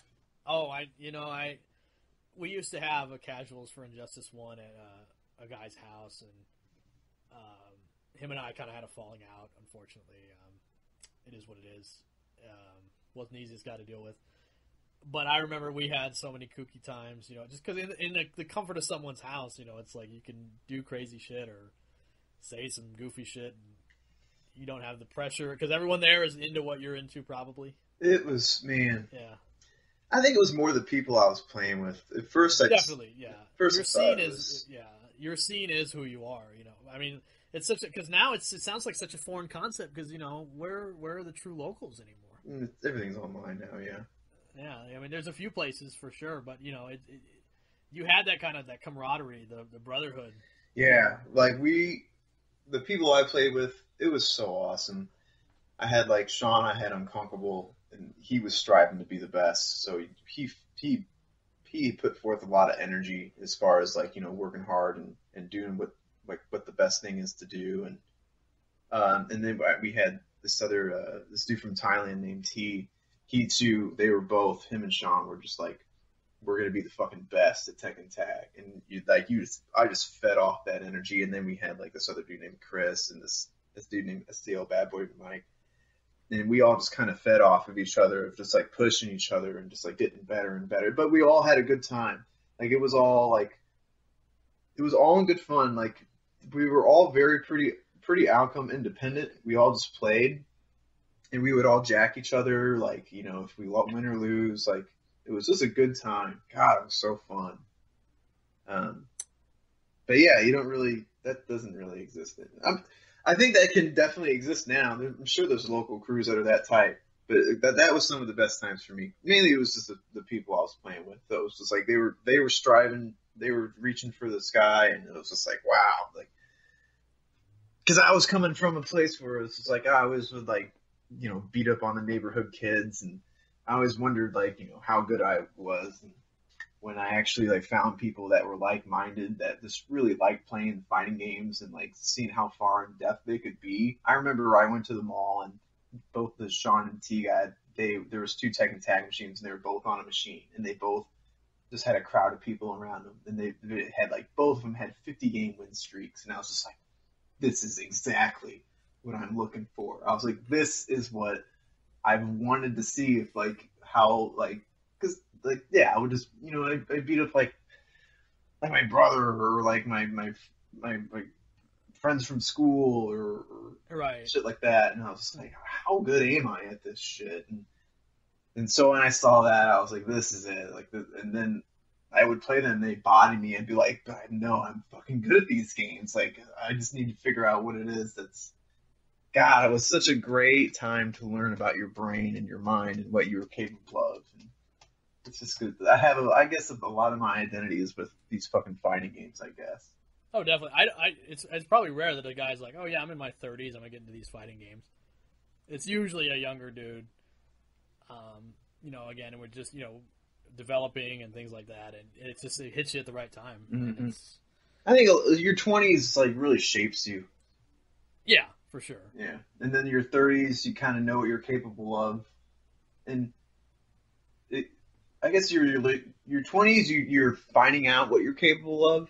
So you're just constantly striving. There's no barriers in your way. You're just trying to just knock out any barrier that you can. It's like any barrier that gets in your place in your 20s, you're like, I'm going to fucking knock it out of the goddamn way. I'm going to knock it out of the park. And then by the time you hit your 30s, I think you kind of know what you can bash in. You kind of know your strengths and your weaknesses. And that actually can kind of hurt your confidence a little bit. I think that's kind of the thing when you get older and you're playing like fighting games or competitive gaming, is you do kind of know what you're capable of, and it hurts your confidence overall. Right. And so you got to focus on, what made you good and amplify that and not worry about your weaknesses so much. I think that's why I've been so impressed with like Daigo, who's getting into his late 30s. Exactly. He's definitely not as strong as he was maybe in 2009 or something like that, but he'll every now and again he'll play super high, and it's like it's tough. You get older, it gets tough. I mean, there's all types of pressures once you get older. There's social pressures. There's your own mortality kind of comes into view too. Like, you got to make sure that your future is secure. Like, yeah, you're getting older. You're essentially like, halfway dead. You're just like, damn, like half my life is pretty much ran. What am I going to do the other half of it? Do I really want to spend it, playing more games, or should I actually find out, what other humans like to do? Right. There's all types of shit that happens once you start like hitting your 30s and 40s when you're playing these games and shit. But when you're 20s, man, it's gold. God, it's gold. I mean, that's why I always respect the guys who are older. Like, even like Ryan Hart, who's like, he's past 40, I think. Like, Is he really? And he was placing pretty well in Street Fighter at a certain point, like very late in the game's life in Street Fighter 4. And that dude has been playing forever, like Tekken Tag 1. Yeah, he's good. Games like that. He was real good. Tekken. Yeah, and obviously he'd fall. He had my number in Tekken. Fuck that guy. But yeah, I mean, I respect guys that are older that can really do it, because Tokido literally has been winning tournaments for like 15 years. He's won EVO. In 15 years, he's won EVO 3 different times. Like, that's crazy. That's crazy. In different eras, he's been the champion, and he's one of the best. Like, he might be the best. He might. Because it's crazy to think of how many games. Because if you look at his EVO history, how many games he'll get. He's a freak. He'll get like top 8 in Tekken. Yeah. He almost won King of Fighters 13 in like 2014. He was like a couple games away from winning the tournament from losers. And then he also got top 8 in Street Fighter 4. Like, that's crazy. Yeah. Blaze Blue, I think he got top 8 one year. I don't get how people are that good. Yeah. He's like, I don't know, Japanese Sonic Fox, probably. Yeah, I mean, I know he's like a chemistry student from one of the top universities in Japan. Really? Actually super smart, yeah. Wow. There's a lot of those guys like that. It's just like Momochi, who played for a really long time, and now Momochi, I don't know if you know this. So he and his wife, Choco, have a school in Japan that they teach people how to play games. No shit. His disciples have beaten Daigo. No shit. Yeah, so it's legit. His whatever teaching he's doing, it works because those guys do well when they travel. I think he takes them out, he makes them travel, and he's like, these guys got to be good. You got to be good against internationals, or else you're not good. I think there is definitely a smart way of playing these fighting games.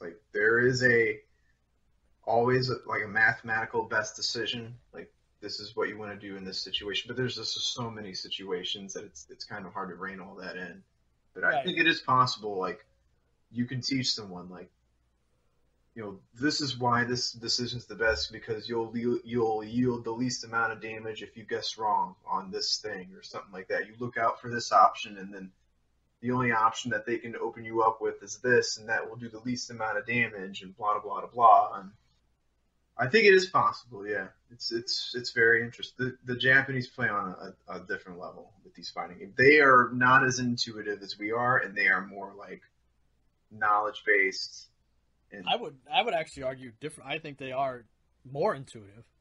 I think they're just look at the way sometimes Daigo and Tokido, the way when they sneak a dragon punch in, it's how did you know that? How did you think that was going to hit? That's crazy. Maybe, yeah. I don't know. It's tough. I think it's the best players. Period. Their intuition is on another level. The way they understand the situations, and then the counter to the situation, and the counter to that counter, so they don't get worked.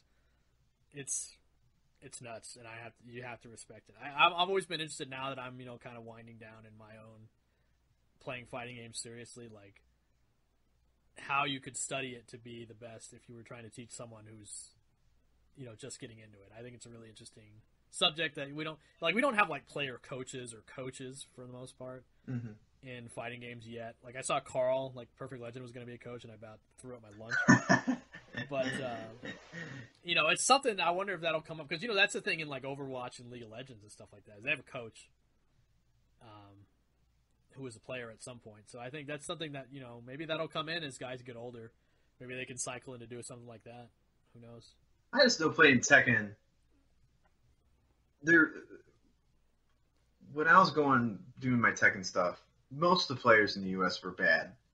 Yeah. They were all very intuitive. They would have gimmicks. And then the top players were just better at being intuitive. And with the exception of insanely Jop, they were you could tell man, these dudes are calculated as fuck. And then I would go to Japan, and even their fucking scrubs were fucking pretty goddamn good. And the only difference between me and them was just my intuition was just a little bit better than theirs. But their knowledge was really fun. Their execution was good. Their knowledge was good.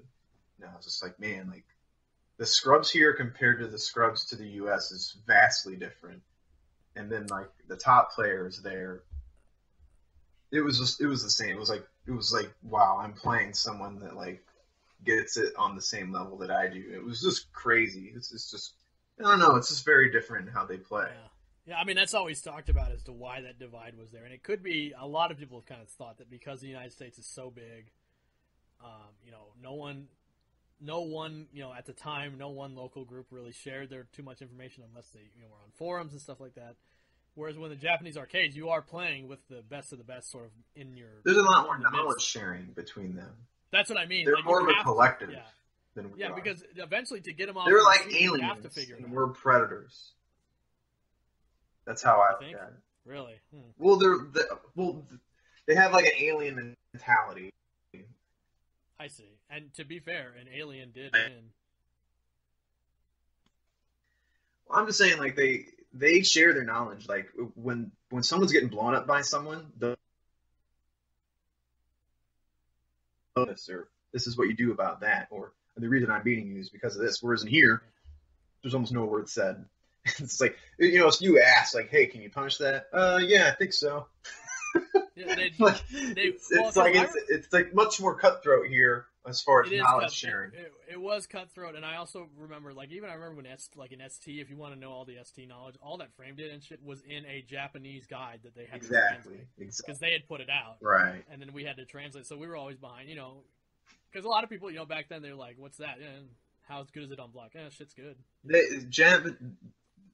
Asians, like, were more about just finding out what the highest level of play was, like, just like unlocking what the highest level of play was, not just I'm going to find out on an individual scale what's cheap and I'm just going to exploit it and just body everybody. That's the American way. Whereas in Japan, it's like, as a collective unit, let's all figure this thing out and figure this game out and play it at the highest level, and we'll see who comes out on top. But well, I think there's also a sort of I don't know, like, playfulness is the word, but a sense to look outside the box and look around and see. Because remember when that guy Kusoru came over for Final Round 2012 and he beat all the American marble players?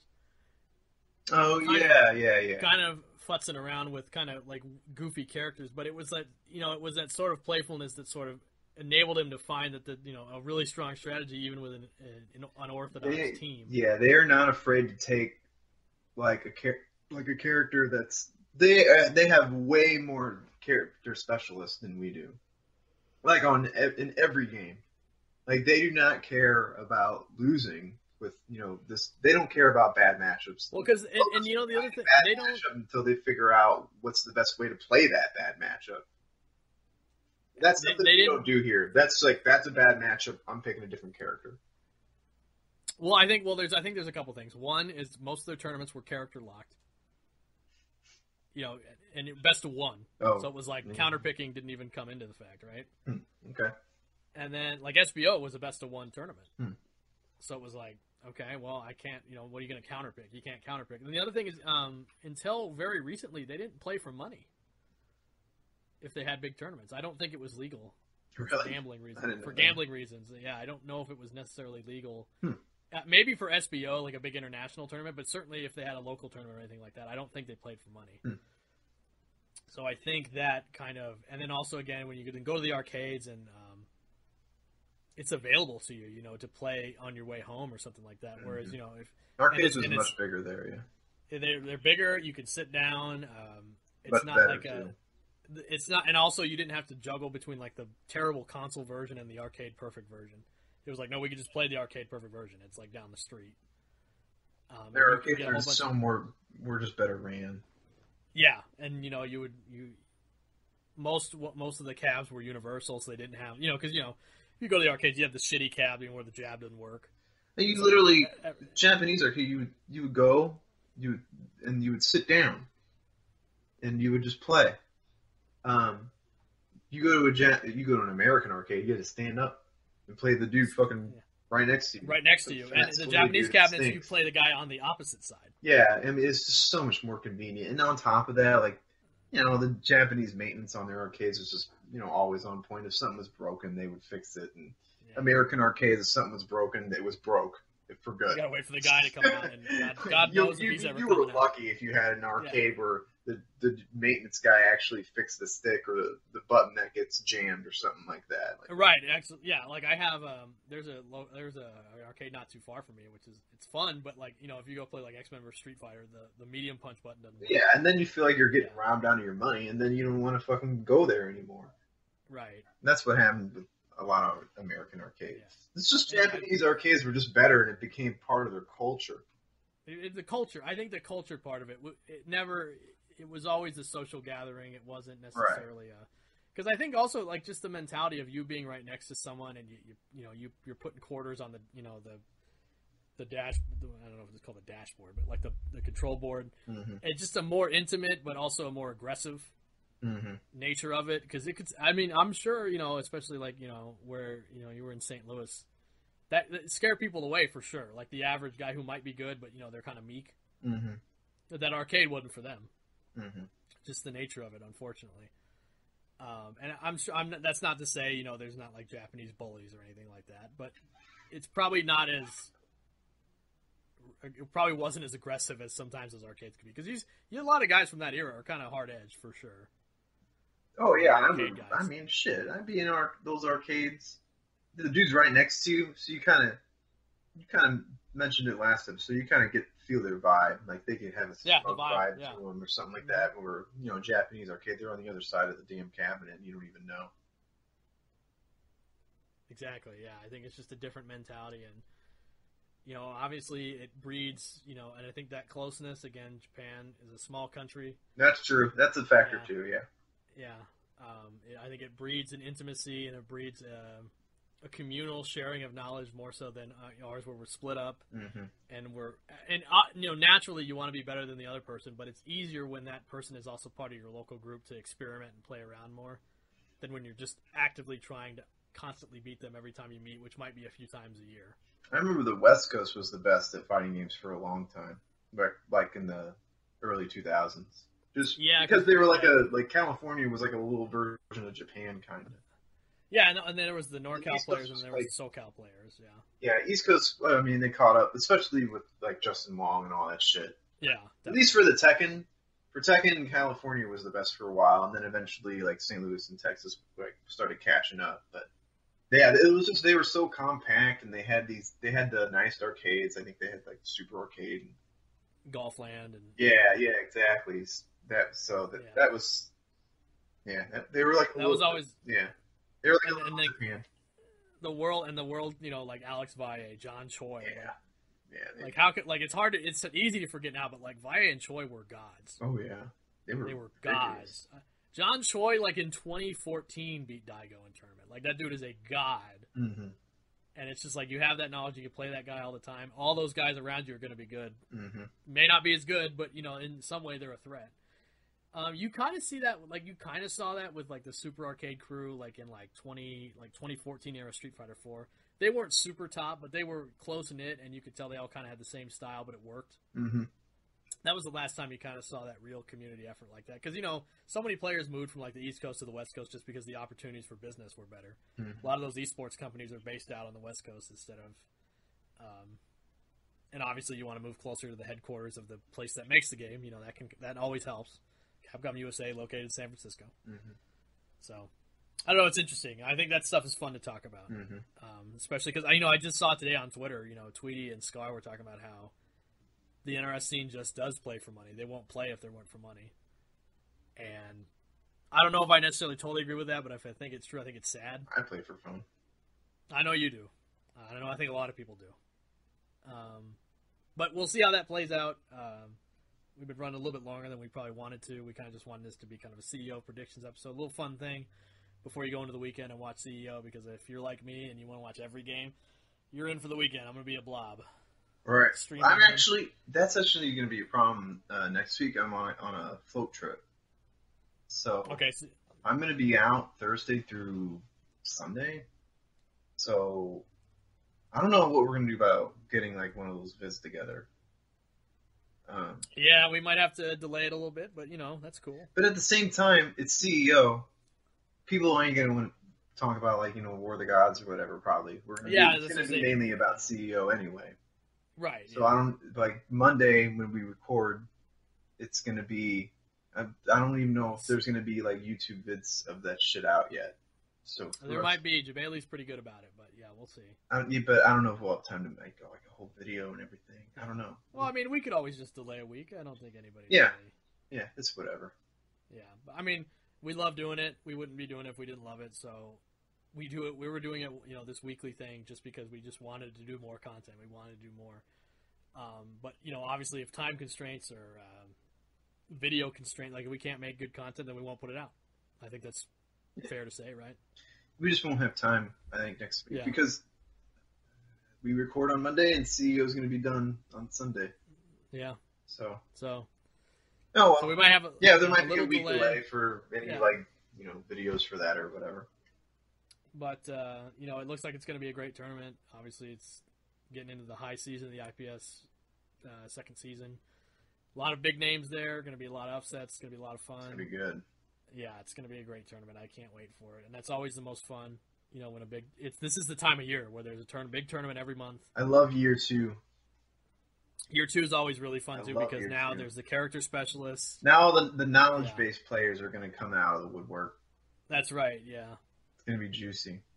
It is.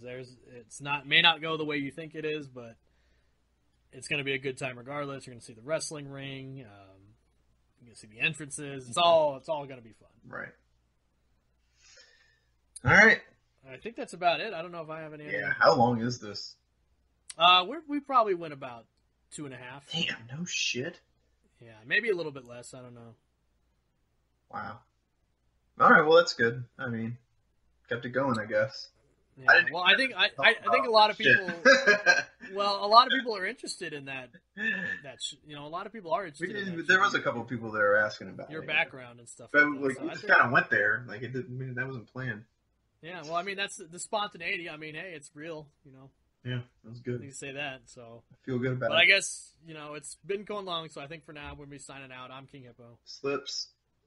We will see you to be dated, but watch CEO. Peace.